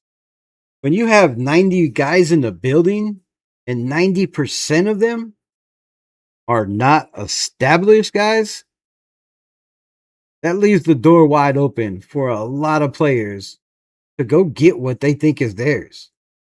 Go take what you think is yours. And I think that's a problem with Aiden O'Connell. He needs to drop them nuts. He needs to step up and be like, man, I want to play with the ones, right? Give me some reps. Let me show what I can do. And if I fail, that's fine. Demote me. But you got to have those guys. Guys like Trey Zune, we showed earlier, right? Guys are lagging around, standing there talking. He went and did his rep, came back around, and was the next guy up because the other two guys were just, standing there bullshitting. Those guys aren't going to make the team, right? It's going to be Trey Zune, the guy that takes initiative, the guy that takes authority, that's showing he's the alpha. I want to be that guy. Let your voice be heard and let it be seen on the field. So that's 10% of 90 guys that Clint Kubiak is saying have jobs on this team. 10% out of 90. That's probably Max Crosby, Tyler Linderbaum, Brock Bowers, Colton Miller, Ashton Genty.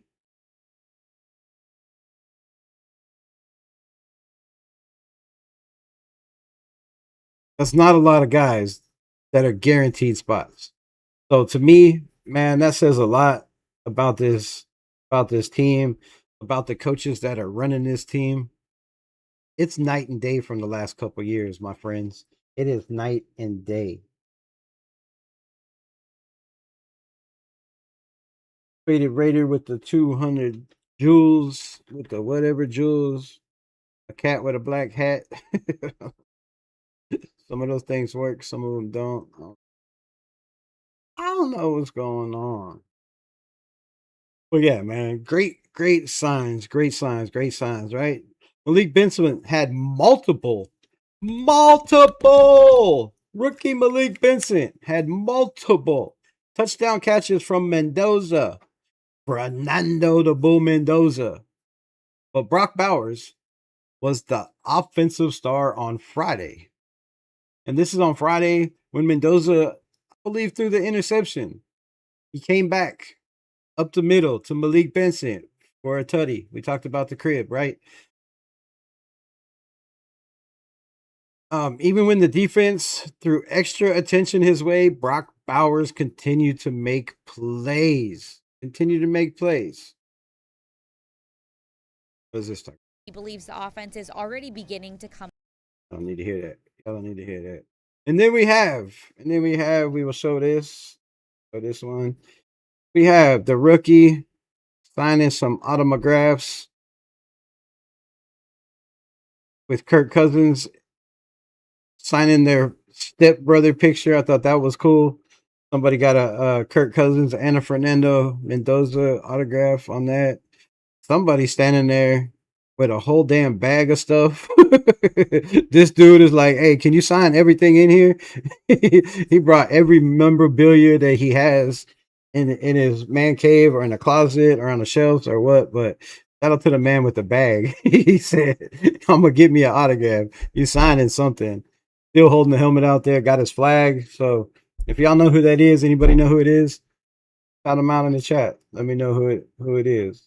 Because my man was putting in work. He trying to get him some of that autographs. Some autographs.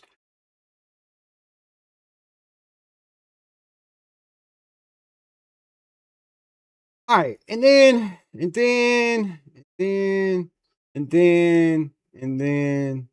there was this, right?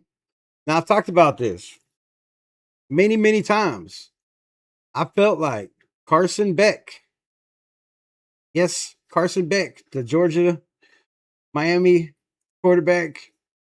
I felt like Carson Beck was the most quarterback ready quarterback in the NFL. You can go back and watch the videos. We talked about it. We compared him to Mendoza when a lot of people were comparing Ty Simpson to Mendoza, right? We talked about where he could be drafted, what we think he could be. But so far, he's making plays at camp. He's turning heads. And yes, they have Jacoby Brissett. I don't know if they ever worked out that contract dispute, but they are working on the contract dispute. But how is the nation going to feel if Carson Beck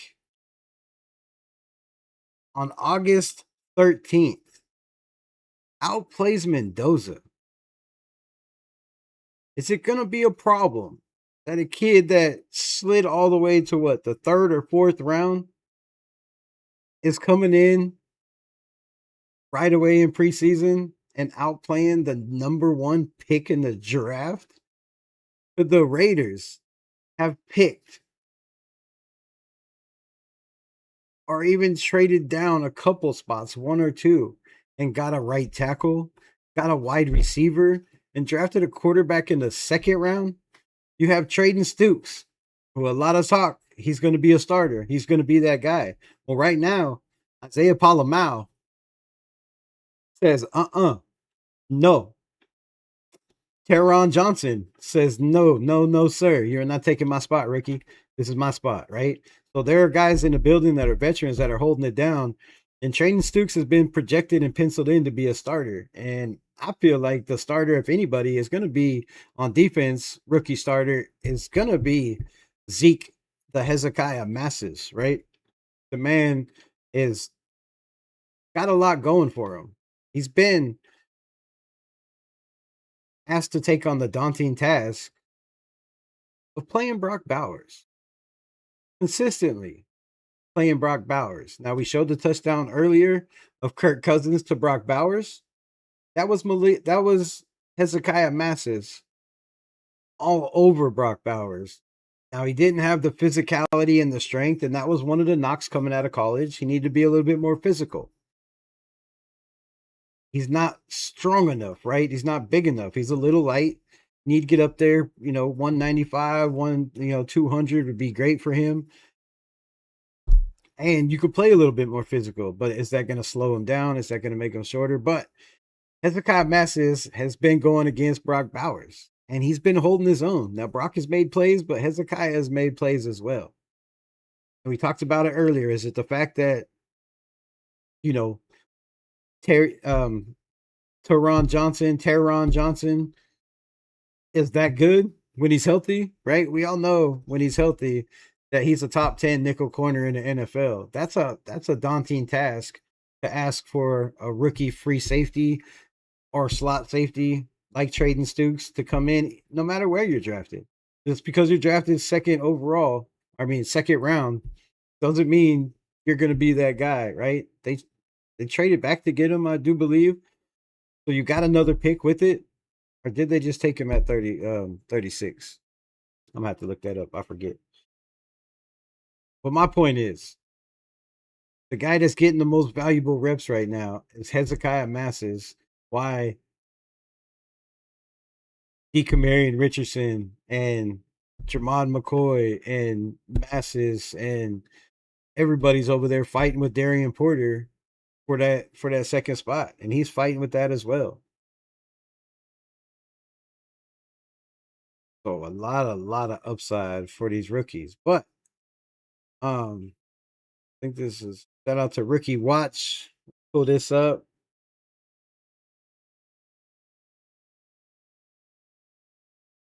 Carson Beck, man. Over the middle. Nice little throw. Step up in the pocket. Oh, throw with anticipation. Hits the man on the run. Doesn't hinder his forward progress. Great throw right there. Over the top. Now, the Las Vegas Raiders do not allow you to show plays. So we don't get to see Fernando Mendoza in the pads until the preseason. You don't get to see Fernando Mendoza in the pads until Allegiant Stadium. But damn, oh damn, oh damn. Look at the throw on the run. Stepping up in the pocket. I mean, great instincts, good footwork. Leads the man. Lets him keep his forward progress. These are all damn good plays. Damn good plays by Carson Beck. The young man who was this far, okay, maybe it was this far, away from winning the national championship. If he would have just put a little bit more zip on the ball, we could be talking about Fernando being, 15-1 and not having a national championship and only having a Heisman. Carson Beck was that dude. And He's coming out and showing it now. Under pressure, we've seen in college that he struggles, but maybe he's got a chip on his shoulder for where he was drafted. He felt like he was a first round quarterback. The last 2 years, if he would have came out, everybody said he was a first round quarterback. And then all you do is carry your team to a national championship game and you fall to the second or third round. Arizona Cardinals got a steal. My guy over there got a steal. Head coach, yes, y'all know who it is. Y'all already know. Mike LaFleur is doing crazy things over there with the Arizona Cardinals. And that's going to be a game that we play during the season and a team that we play coming up here in 10 days, right? How farther ahead are the Arizona Cardinals and their quarterback room than the Raiders and Clint Kubiak and what he's picking up, putting down? We know they got better receivers, right?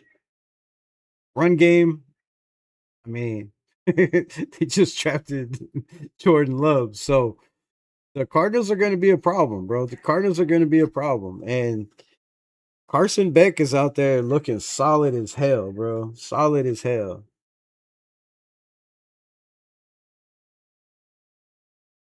Day 5 of training camp. Crosby continues to dominate. Beat DJ Glaze to record a sack on Cousins. Cousins had a pair of nicely placed balls to Ian Thomas and Jalen Naylor. That's an upside. Ian Thomas was out there because Michael Mayer got busted in the nose and had to leave the field. Didn't come back, so more than likely the nose, I would assume, is broke, right? If he didn't come back out there. And then Mendoza was up and down, had a few off-target throws, especially in one-on-one periods. Tonka Hemingway is shaping up to have a major role on this defensive line.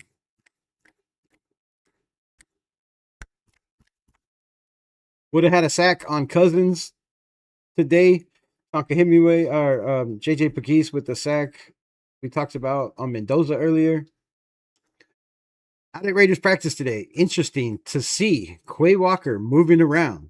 I saw him on the edge in some big nickel packages, with Chin moving to linebacker next to Dean and Johnson, and Isaiah Palomau continues to run with the ones at safety.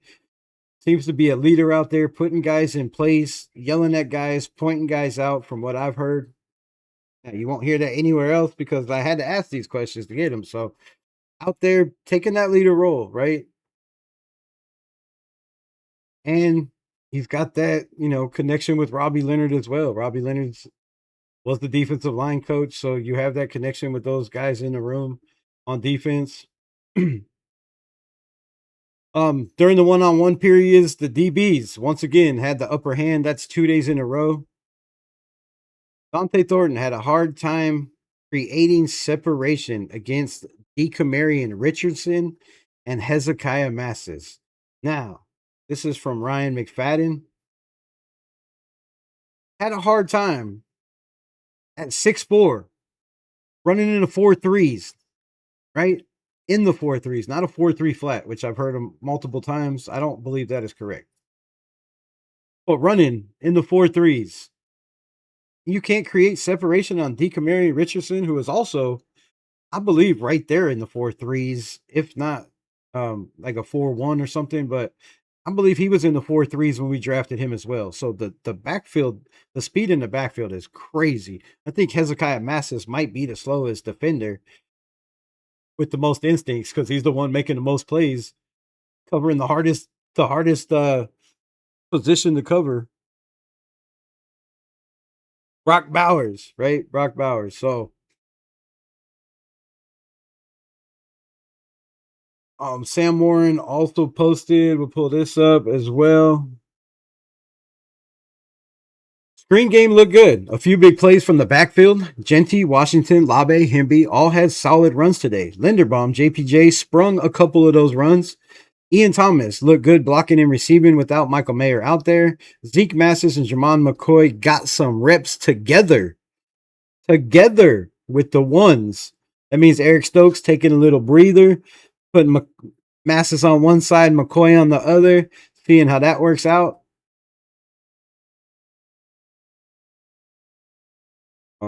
da-da-dum, dum, dum, da-da-dum, dum, dum, dum, dum, da-da-dum, bum, bum.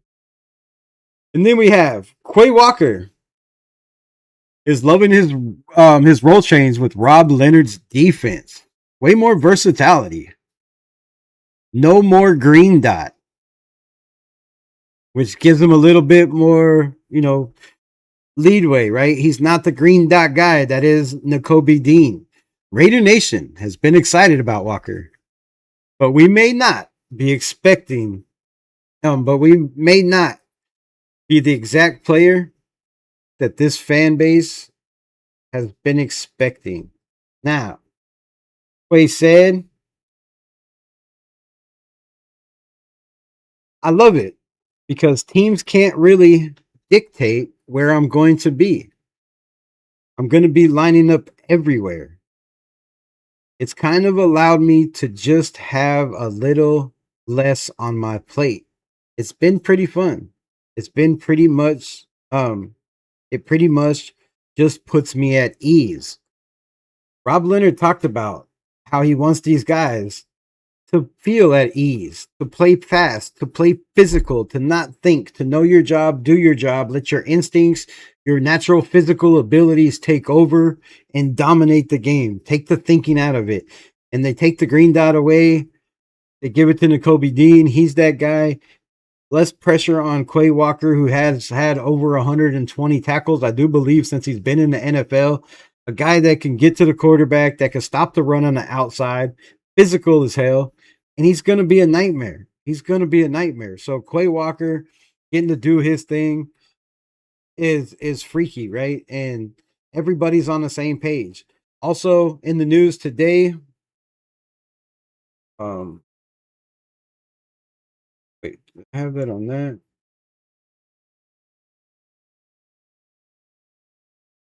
Yeah, let's do this. Also, Raiders News Live. I should have posted that earlier. Forgot I had those pulled up. But there it is. And there it goes. So, yeah, forgot about that. All right, so back to it like we do it. Levi Dumbro just blocked baby. Be on the show. Hopefully again very, very soon. If y'all didn't watch the last live that we had him on, make sure y'all pull over there, show some love, hit some likes. Speaking of likes, man, run them likes up, bro. Run them likes up in the building, please. If you like what we're picking up, what we're putting down. If you like the new scenery, mixing it up, giving your eyes something to focus on, right? We don't have 20 screens. We're not on 50 different lives yet, but we will be. But mixing it up on OBS, this is where we'll be most of the season, doing game breakdowns and shit like that for the, for Discord. And again, Discord will soon, very, very soon, maybe tonight, will be private only from now on. It'll be linked to my YouTube channel where you have to be a member because we're going to be doing a lot of things on Discords as well as, live games and watch parties and all that. But Lackey Tassie, Raiders transactions. Lackey Tassie was signed by the Tennessee Titans, which gives us no chance of bringing Lackey Tassie back unless he is cut. Charles Snowden was waived by the Dallas Cowboys, who picked him up earlier. David Agoa and defensive back Hudson Clark, my Arkansas boy, was waived by Tennessee. I don't know why they got rid of him, man. The kid can play the ball. Damn good tackler. We need that on this team. So I hope Hudson Clark finds a spot. Maybe he can find a spot back with us. You never know. Defensive line, Mario Edwards signs with Houston. We will face them on the 18th and also on the 20th in the joint practice, and then the preseason game. That is a night game on ESPN. Make sure you look for me in the stands. I will be there. And then Andre Carter tried out for the San Francisco 49ers.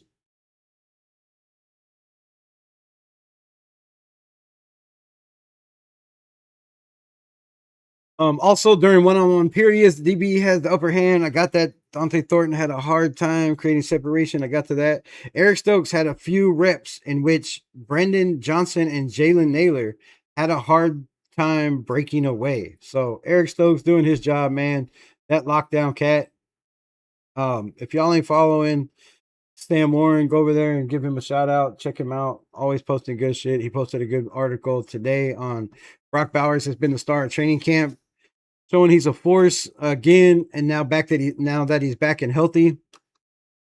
But he's not the only Raider who stood out.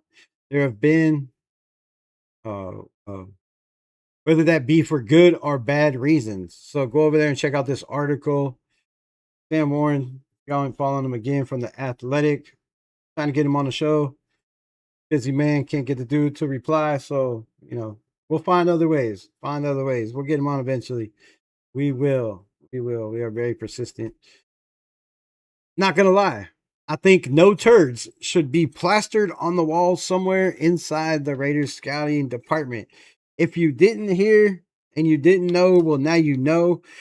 Clint Kubiak on the Raiders roster said, we have professionals.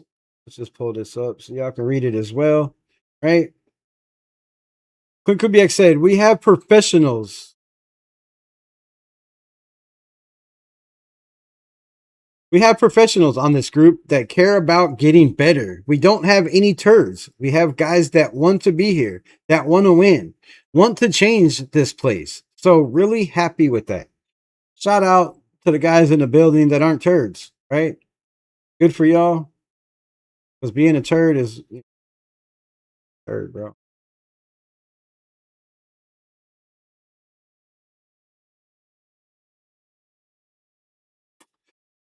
And then we'll talk about it. Thomas Booker was asked what he felt about the offensive line, right? Who are guys that stood out to him in camp so far, going against them a bunch? And his answer, first off, was Jordan Meredith. I talk a lot about Jordan Meredith on these channels, right?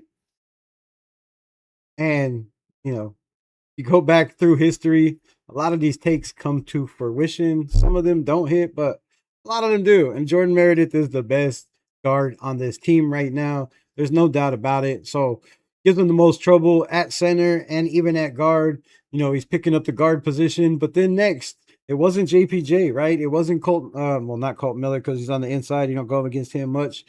But, right, it wasn't wasn't Trey Zune or some of the Spencer Burford. It was Caleb Rogers.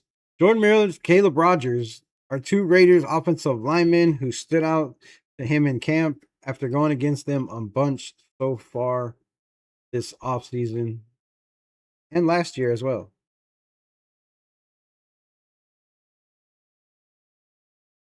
So shout out for us not having any turds. And then I gotta show this video. Like, I don't know if this is AI, but I don't know how this man is ever gonna make a tackle. This is my guy Sonny Styles. Sonny Styles that, if the Raiders would have took Sonny Styles at 4 or 3 or 5 or something and could trade it down, I'd have been super ecstatic with that. But I don't know after this video. This is probably AI, and I'm not sure, but it says from Washington Commanders. So obviously the heat is treacherous out there. The humidity is filthy, but I don't know how this guy can make a play, bro. I don't know how you're going to tackle anybody. You're going to slide him off like some Diddy oil. But let's look at it. He is dripping wet, bro. He is absolutely, look at his gloves. Throwing water. Stop playing, bro. This has to be AI. You can't tell me this is real. There is no way that man is sweating that bad. Like, what is he doing? Were you drinking energy drinks like the whole off season, eating sugar? What was you doing to be sweating like that? That is crazy. Your whole uniform is soaked. I'm sure everybody on his team is like, please don't tackle me, don't touch me. That is nasty, bro. I don't know how some of these guys could be football players, because when you got a big sweaty ass dude like that all up on you, that's gross, dude. That's gross. That's gross. I don't know. Ty Simpson looking decent too. Quirk Gibb, what's good? What's good? The other screen went black. I know, I took it off. It's all good. Appreciate you looking out. Shout out to all the building again. Hit the like button, picking up what we putting down. We are about through this. And then this video, right? I gotta show it, man. I gotta show it. I gave this player a lot of shit. He made a lot of money for us. Didn't do dip. Didn't do diddly squat. And then came on to the sizzing. Back to where it all started. Let's show it. Let's show it. Geno Smith.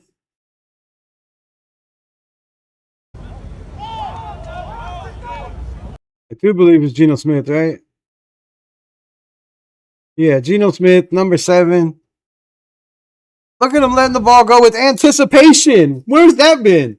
Where did that come from? If you could tell me that this man didn't just come here for money and never cared about this Raiders organization, I don't know. Some people might say different. I just don't feel like that was the case. We didn't see no throws like this. Throwing with anticipation. I mean, the receiver did have to slow down, right? The receiver did have to slow down to catch the ball and then turn completely around over shoulder. But a nice throw. But look at the energy of Geno Smith. Little jog up, little dab up, headbutt. So, a lot of people saying the Jets could be filthy this year. The Jets could be filthy if Geno could come out for a quarter of the money that he got in Vegas and do what he was supposed to do here. Or a lot of people thought being a top 5 and top 10 quarterback in the NFL, which I heard many, many, many times from many people. Will I blast them? Probably not, because, you know, you ain't about all that. Really don't make a shit, but it is funny. It is funny. Hit those thumbs up. Yeah, man, hit the thumbs up. Them thumbs up. 6 o'clock, only 12 people in here. 8 o'clock, 7 o'clock, 6 o'clock, some of y'all's time. How's everybody at? Appreciate everybody showing up. Out at the Raiders practice today. Interesting. This is in my notes to see Quay Walker moving around. We talked about that.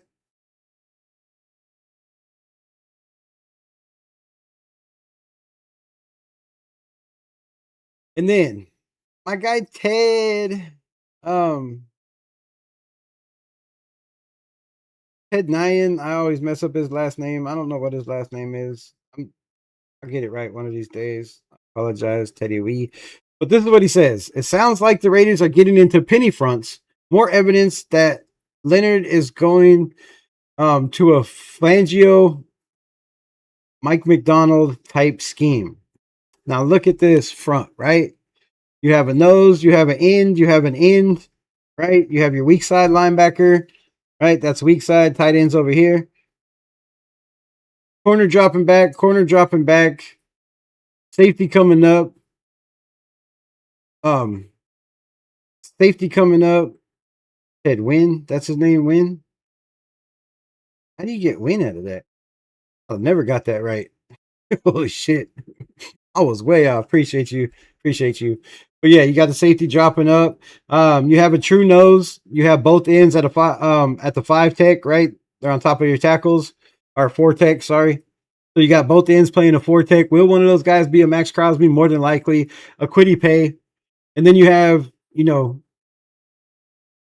linebacker jumping off into coverage. Mike linebacker dropping off into coverage. Then you have what they call lucky, right? Same thing, just reversed. You have your weak side linebacker. And it's weak side linebacker because your tight end is on the line of scrimmage. So it's the next guy to the strong side, which would be your running backs to the right side. So weak side is your left side. So you got weak side linebacker, blitzing the quarterback, right? You got your strong side linebacker dropping back in coverage, your Mike dropping back in coverage, and pretty much everybody dropping back in coverage with your free safety coming up to cover this Y or, the Y or the X or whatever the hell that is. I can't even see. So Z, F. But yeah, so looks like a lot of sub packages. And, I'm glad people are finally catching on because here at Raiders Unleashed, we've been talking about these sub packages. Flangio, Florio, not Florio, Flores, not Flores. Yeah, Brian Flores, right? And we've been talking about a lot of sub packages. That's what I feel, right? The little birdie I told you texted me about a month ago and said, man, this defense is going to be crazy if it all works out, right? Guys flying around. Lots of mystery, right? You're moving Quay Walker all over. You don't know where he's at. Is this guy, like we just showed, right? Is he going to be blitzing? Is he going to be dropping back into coverage? Is he covering your running backs out of the backfield? Nobody's going to know. Nobody's going to be able to dictate where Quay is. Nobody's going to be able to dictate where Jeremy Chin is. Who, speaking of Jeremy Chin, seems like he is a man on a mission. You know, second year with the players, taking that leadership role, a guy that could play multiple spots in multiple positions.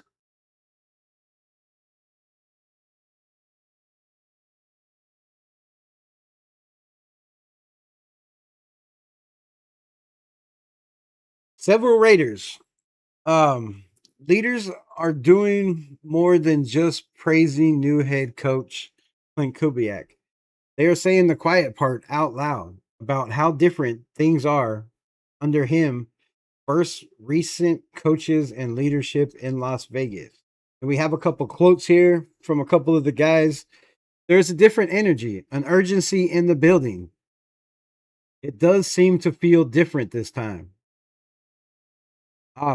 This whole building is one. Everybody operates as one. I'm gonna repeat that. This whole building is one. Antonio Pierce was trying to preach that and trying to get everybody to buy in on that, and he kind of did. You know, his I guess backup season when he came in as the intern. The second year, you know, they changed everything, mixed it up, but he was trying to preach that, and every coach in every building, head coach, assistant coach, defensive coach, offensive coach, right? They're all preaching the same thing.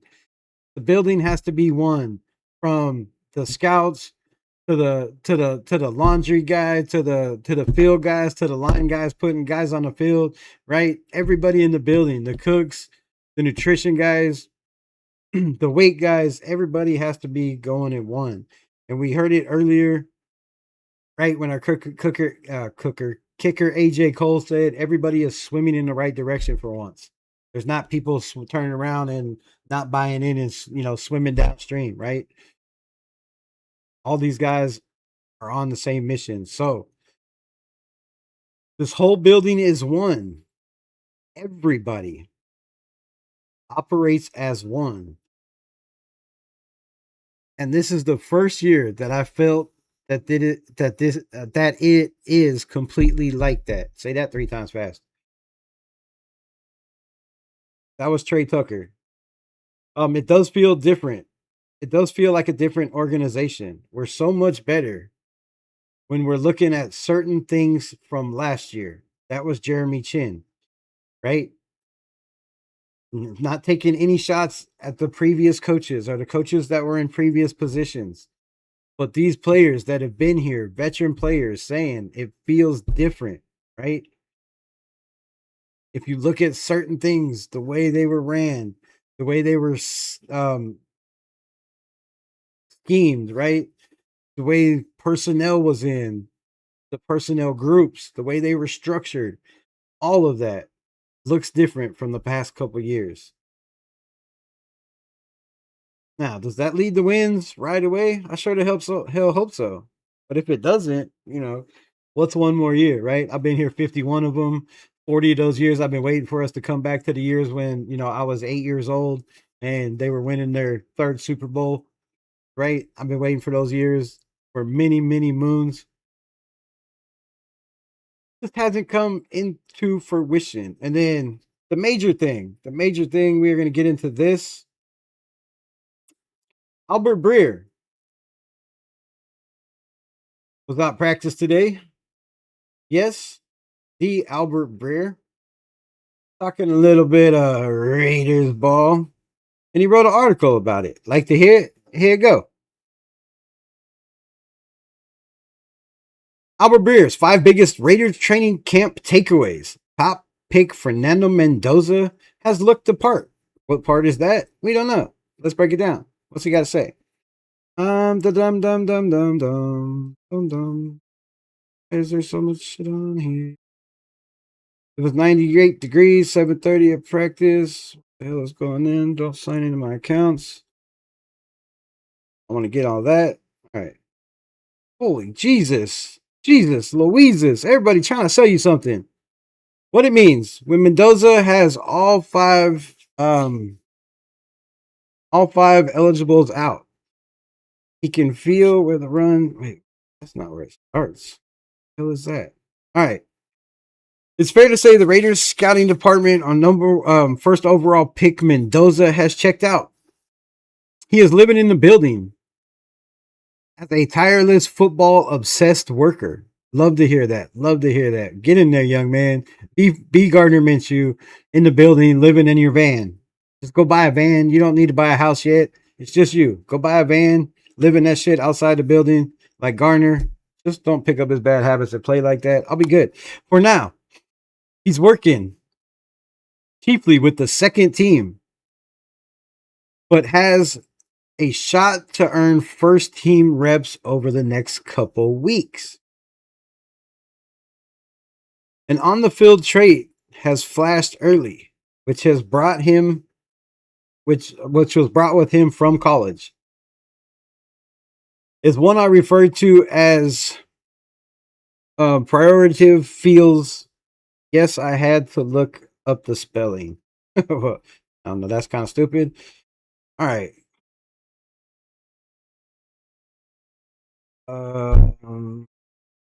Eligibles feelings as another would be his ability to bounce back from bad days, which he has flashed in Sunday's practice in ripping one or two down the seam after throwing a pick six, right? A lot of reporters didn't tell you that. They left that part out. They said Mendoza threw an interception. Most of them didn't even tell you it was a pick six. I got that from somebody that was on the field, and then I read it from one reporter afterwards, but most of the reporters didn't throw that in there. They also didn't throw the fact that he bounced back throwing one down the seam to Malik Vincent for a touchdown. He's still a rookie and learning, right? Kirk Cousins is clearly the best guy at running Clint Kubiak's offense. Clearly, Kirk Cousins is the best guy at running the offense. Mendoza still has work to do in that development, along with learning to play from under center with his back to the ball. These are all things we talked about many, many times. But early signs are good. Whether he'll play at some point this season remains to be an open question, and in our mind gets determined by two elements. And readiness to play, of course, and the team's readiness to support him. Two major parts, right? Two major parts.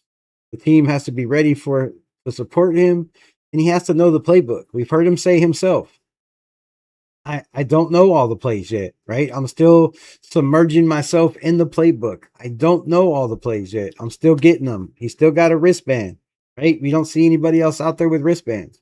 Everybody else seems to pick up the playbook. And Mendoza's taking a little bit more time, and there's nothing wrong with that. Hopefully. One thing should help having three bedrocks at their best, and the Raiders getting off with tight end Brock Bowers, running back Ashton Jeanty, and tackle Colton Miller. And Miller have looked really good coming off the injury, and Ashton Jeanty has thinned down to 207 pounds. I don't like that. I don't like that at all. I mean, Ashton Jeanty's already pretty small. Now, most of that's muscle and a solid rock. But damn it, son. There was a couple of them tackles where you thought you was running them dudes over and found out daddy was a wall, right? I'm just saying. So, cut down sugar the last couple months because you could see in his workout, he said, man, I should have cut out sugar sooner, sweating all that shit out. And showing explosive and violence running with the pads, which is great to see. And it gives carries over than Kubiak should have plenty of value should have plenty of valuable centerpiece for the run game that serves for the foundation of his scheme, right? Also, you could throw in center Tyler Linderbaum in this group as another member of the offensive core. His range and athleticism make him a good fit for Clint Kubiak, and as does his intelligence to make calls. Something that will, down the line, when Mendoza is playing, help ease the rookie's transition. Again, something that down the line, when Mendoza is playing, will help ease the rookie's transition, right? Also, while he's not overly vocal, Linderbaum has quickly built a reputation internally as a guy who does everything right. Love that. I love that. I love that, right? No mistakes, no penalties that are going to hurt us, no late penalties after the whistle. Doing everything right. Now, we need to say that for the rest of the team because it seems like the second and third team unit, there's flags flying everywhere, right? Everywhere. They flying everywhere. Here's a flag. There's a flag. There's a flag. Everywhere's a flag, right? They're all over. Outside of that, the Raiders have a host of questions on offense. That is the right guard. If the assumption that the 49ers import Spencer Burford, which this would be the left guard, I do believe. Oh, no, my bad. Okay. The Raiders have a host of questions on offense. One is right guard. If the assumption that the 49ers import Spencer Burford is the left guard, then the spot opposite that needs to shake out. Jackson Powers Johnson and Caleb Rogers in that mix. And it has to work out soon, right? Because we heard our guy, John Leon, or John Raider now, in Business Decisions, Mr. Sam, saying that you have to play the ones with the ones, right? But I don't get your argument because if your quarterback needs to take more reps with the ones, but the ones aren't established yet, what good is that doing? Throw your rookies in there with the ones and see if maybe they can do a better job at getting some of these receivers that aren't showing out. Maybe because they're a little bit faster on their break, right? Maybe kind of some of those hanging balls are, not what they're used to coming out of Fernando Mendoza hands and Aiden O'Connell hands. That could be a problem, right? When your quarterback have 3 different speeds throwing the football, 3 different release speeds, that's a problem. But Mendoza's been taking most of the first team reps, so they shouldn't have that excuse, right? But with Jackson Powers and Caleb in the mix, the receiver spot is another obvious place to look. As far as open spots go, free agent pickup Jalen Speedy Naylor is a nice piece. And one dark horse to watch could be 6th round pick Malik Benson, right? Malik Benson, who has made a bunch of plays, proven himself as a worker, and plays with a chip on his shoulder. If you didn't go back and watch the interview with Paul Gutierrez, go back and watch that interview with Mr. Paul. The kid does play like with a chip on his shoulder. He reminds me of, one of those dudes that has to, play that tough role just from where he's from, where he grew up, where he came from, right? So the dude plays with a chip on his shoulder. Probably didn't think he was getting drafted 6th overall. And he's a workhorse, but he brings something that a lot of these receivers don't bring, that most of these receivers don't bring, unless you're Derek Young. He brings that punt returning and kick returning ability, right? We talked about earlier on the drag route how Malik Benson picked up 25 to 35 yards on a drag route. He showed his speeds. He shows that he can catch the ball, turn, and get upfield, right? That's what you need to do. Catch the ball, turn, get upfield, get those yak yards. He showed he can do that. But if he can do that in the punt game and in the kick return game, then there's no need for guys like, I hate to say it, Dylan Labe, or guys like Derek Young, right? You can go with some of these young guys. Cedric Jackson is another guy that can run punt returns, with his speed and his size as well. So, I don't know. Hopefully the coaching staff gets it together with the punt and kick return and we figure out who that dude is. But Malik Benson out there making plays. The fourth thing is defensively. The front seven should be a lot better with free agent additions Quay Walker, Nakobe Dean, and Kwity Payne, giving Max Crosby some much needed help opposite Kwity Paye, right? And behind Quay Walker and Dean. How big a step that group takes probably depends on how the Raiders make it work on the interior of the defensive line, where they're still feeling that some of the fallout from Christian Wilkins' saga last year. 100% facts. 100% facts. Speaking of that, when are we going to get our damn money? When are we going to get our damn money? At the end of the day, 2025 fourth round pick Tonka Hemingway is emerging as a player to watch. With high end natural athleticism, that his college coaches and teammates in South Carolina told folks about a couple years ago.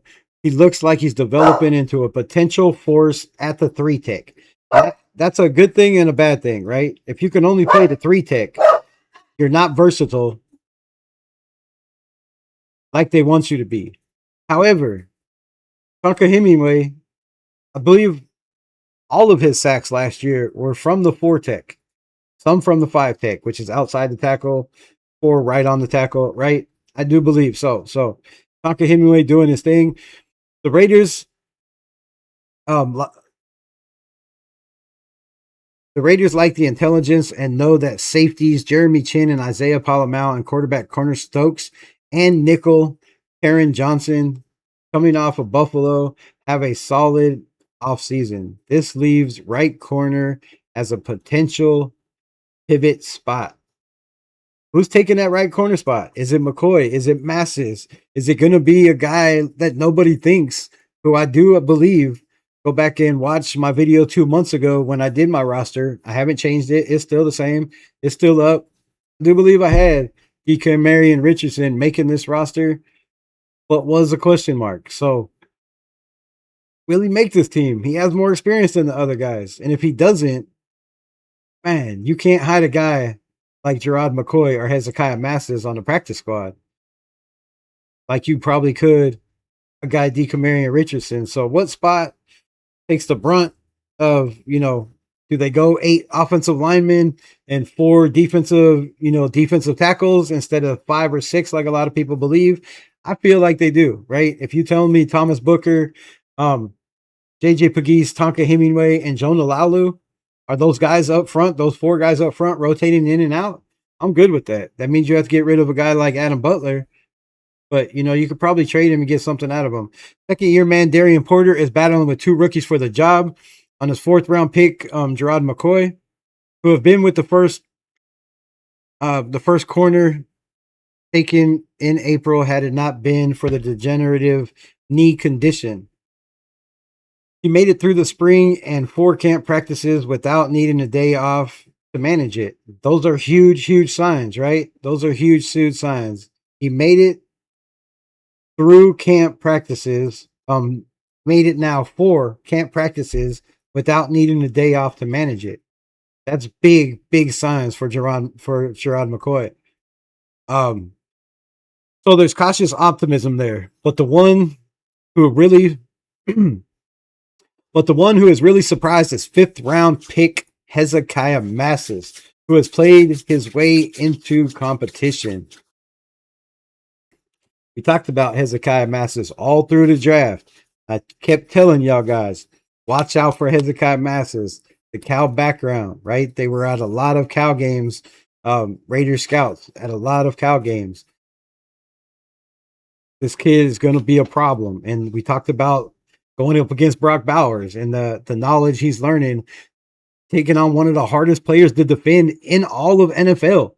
Right? In all of the NFL, Brock Bowers is one of the hardest players to defend. His size, his speed, his movement, all of that, his knowledge of the game, how to set these guys up and then just use his size and physicality to win reps. It's, Hezekiah Masses is getting the best knowledge you could possibly get, and that is hands-on against one of the best in the game, and that is huge for us. Absolutely huge. Where was I? Hezekiah Massis. That's great news when combined for flashes from guys like Malik Vincent, Tonka Hemingway, because Kubiak and Spytek, above all else, need to continue to find and develop as much young talent as they can. Right? 100%. And this is a huge sign for the Las Vegas Raiders. This is a huge sign for our Raiders. This is a big, big day for us. The last couple days have been big days. When you have guys like Trey Zoon stepping up, making plays at the center position, making plays at the guard position, making plays at the tackle position. You got guys like JJ Pegues finally starting to show who he is. Imagine if he gets some offensive reps, and making some plays on that side of the ball as well as a fullback, right? Lining them up in that H position or an F inside, right? Those are huge things that we could, envision when it comes to short yardage position, right?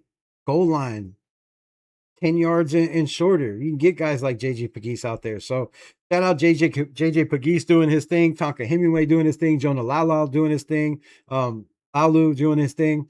Haven't heard much from Adam Butler. And I've said it, go back and watch the videos, right? Adam Butler has been one of my guys that I have on the bubble to not make this team. If you got young guys that are coming in, playing fast, getting to the quarterback, can chase down, running backs and fullbacks. It's a lot different, right? Adam Butler's up there in age, is what, 32, 33 now. So he's one of the elder men on this defensive line. And I wouldn't be surprised if, there's a situation where he gets the boot, right? So y'all picking up what I'm putting down. Make sure y'all do me a favor. Go over there.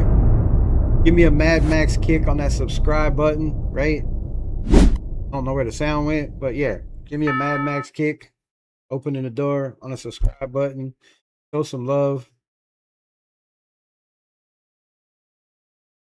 And speaking of showing love, I miss you, Derek Carr. I miss you.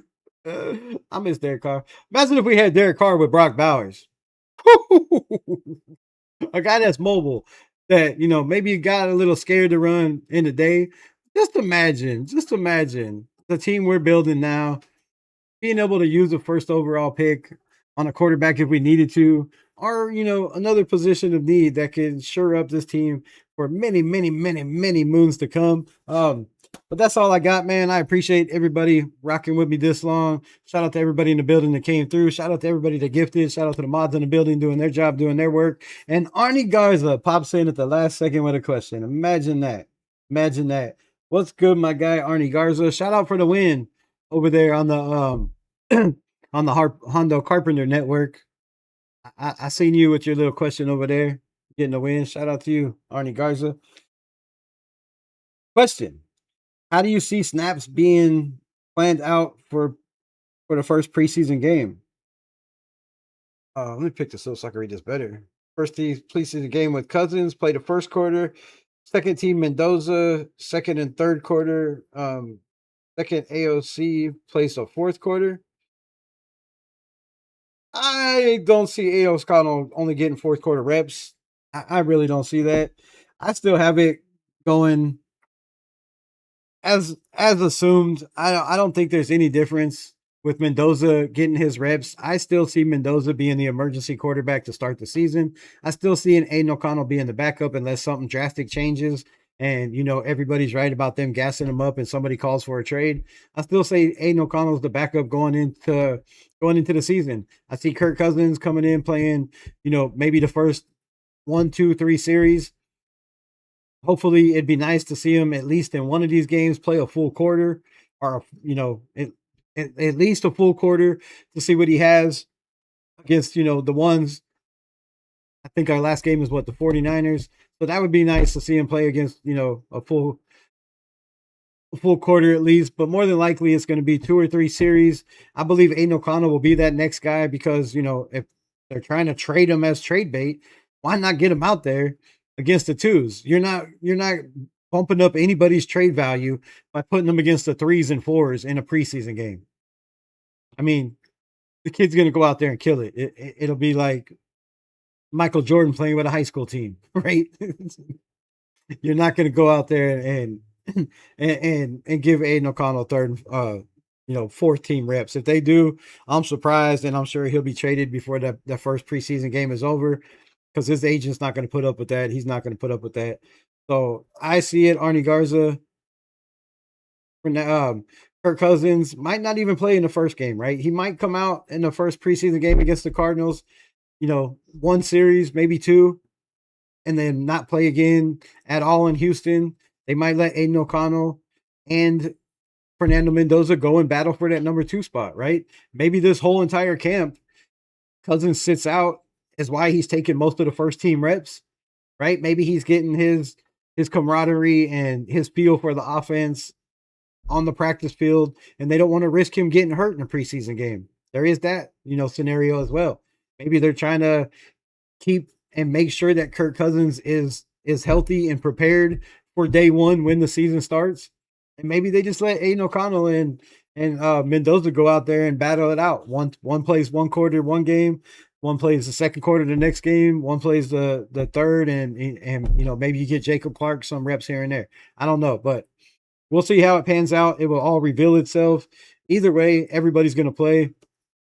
But if you're trying to bump up trade value for a player that everybody thinks is on the trade market and won't be here, what better way to do it than to go him out and get him some first team reps right off the rip? Just makes sense to me. I spelled that wrong. It's all good. I see Aiden O'Connell. You see Aiden O'Connell taking us where? You got to be in the game to take anybody anywhere. From what I've seen from AOC, he can legit move your offense, right? 100%. And that's coming from a non-biased Raiders fan. You know how many Raider fans are non-Raider fans that I talk to that tell me, bro, what is up with Raider fans and Aiden O'Connell? What is the hate from that kid? Like, there's so many teams that be like, bro, I had a Broncos fan tell me the other day, I would take Aiden O'Connell as the backup and to push Bo Nix than Jared Stidham, right? If the Broncos would have had an Aiden O'Connell, they might have won that game. They might have beat the Patriots in that game, and they might have been in the Super Bowl. And Aiden O'Connell might have been playing for his first Super Bowl ever with another team. But they weren't smart enough to go get a backup quarterback. Somehow, Sean Payton believes that Stidham is that guy. I totally disagree. I would take Aiden O'Connell over Stidham any day of the week, but that's just my opinion, and that's not a non-biased opinion. I've also had, Bills fans tell me, dude, I would love Aiden O'Connell to come, be a backup because Josh Allen, you never know. He's in and out, small injuries here, small injuries there. The guy gets hurt all the time. So I talk to a lot of fans from other teams that are like, bro, I don't know what's up with your fan base. They should be ecstatic to have a quarterback that can come in and win games, and that's going to push people in front of them and not just let them come in and be comfortable and, feel like they made it, right? Don't come in and get comfortable and feel like you're good. So that's just my take. But we shall see. Preseason game is for the fans and seeing our depth through our roster. Mendoza will out snap all quarterbacks in preseason except the last game. We'll see, Arnie Garza. We shall see. I don't really know if they want to put that kid out there, right?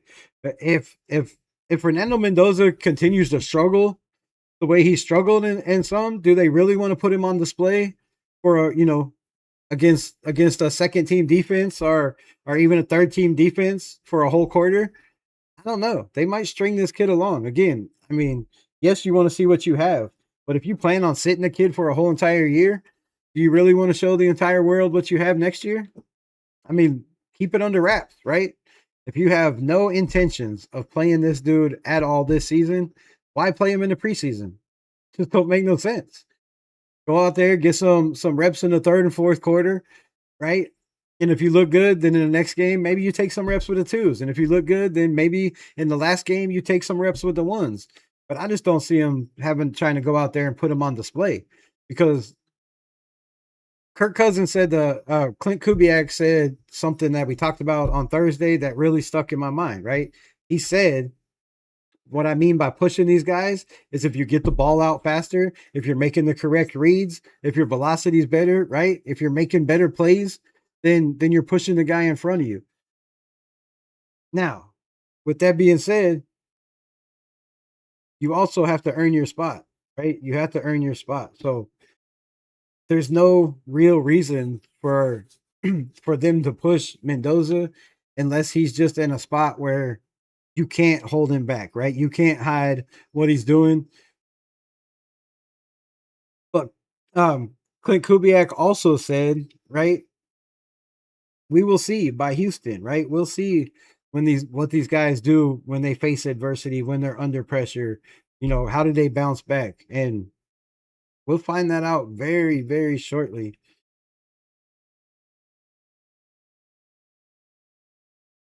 Raiders are 2,000 to win the AFC West. $2,000. The last two first happen if we have a lucky and all starters stay healthy. True or false?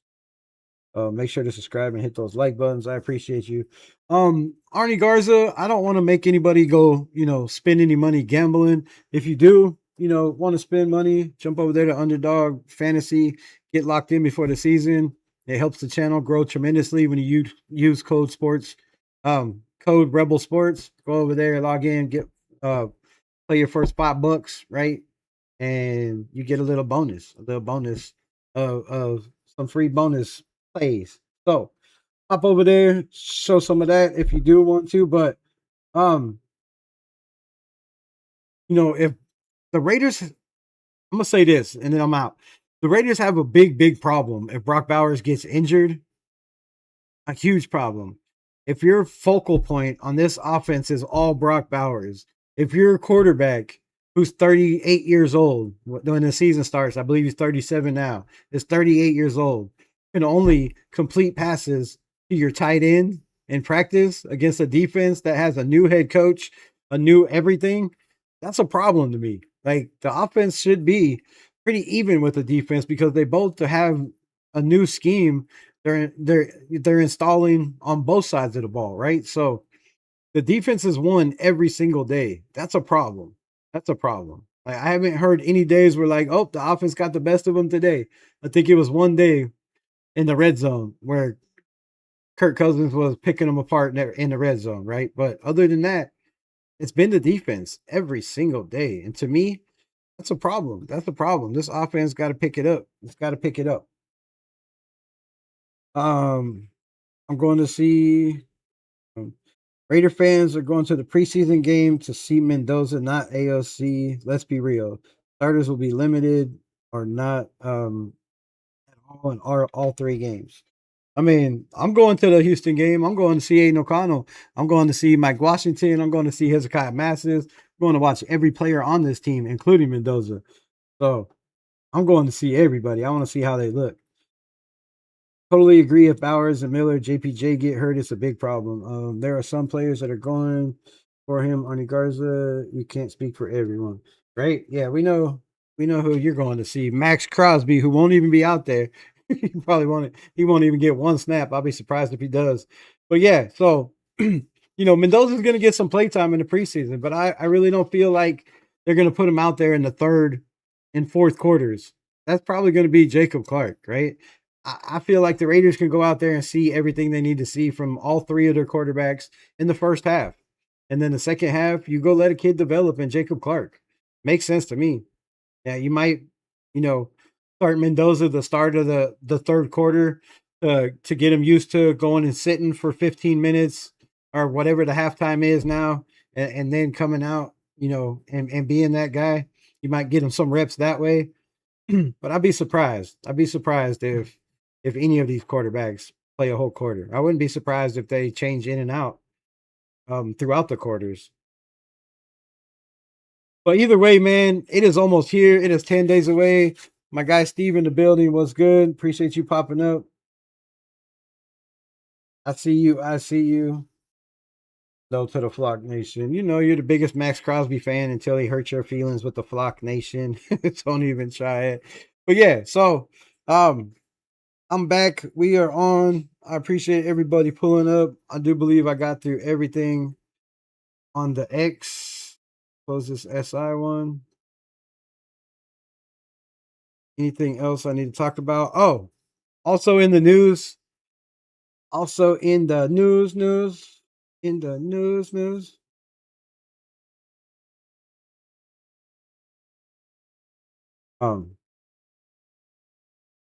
Yeah, also in the news, wide receiver A.J. Brown dislocated his thumb on a play against Christian Gonzalez in practice.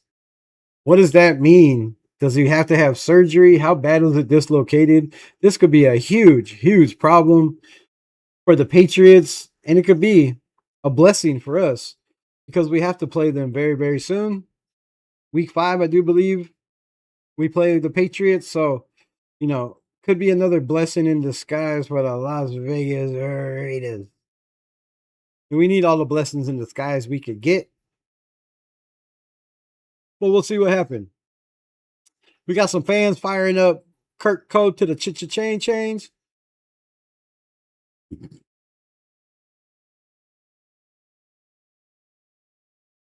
What else? Turn on my air, I'm gonna die. All right, that's all. That is everything. I got through all the news today. There will be more news tomorrow as follows, of course. So shout out to everybody in the building. Again, shout out to everybody that came through. I appreciate you. Again, we have dates that are gonna come that will be set dates soon. Probably after the Houston game, we'll have dates set up throughout the throughout the week, times and dates. So you get a little bit more notification of when we're going live a little bit sooner, so you can try to plan your day if you would like to plan your day. So you guys could be anywhere on the planet and you chose to be here, all 9 of you. I appreciate every single one. I appreciate the OGs that are here every single week, no matter what, sunshine, rain, sun up, sun down.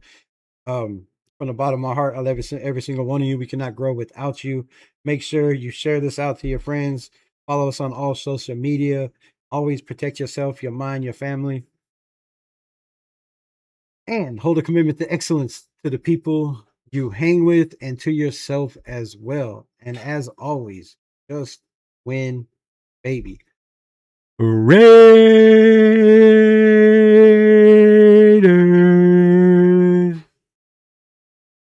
Much love. Peace.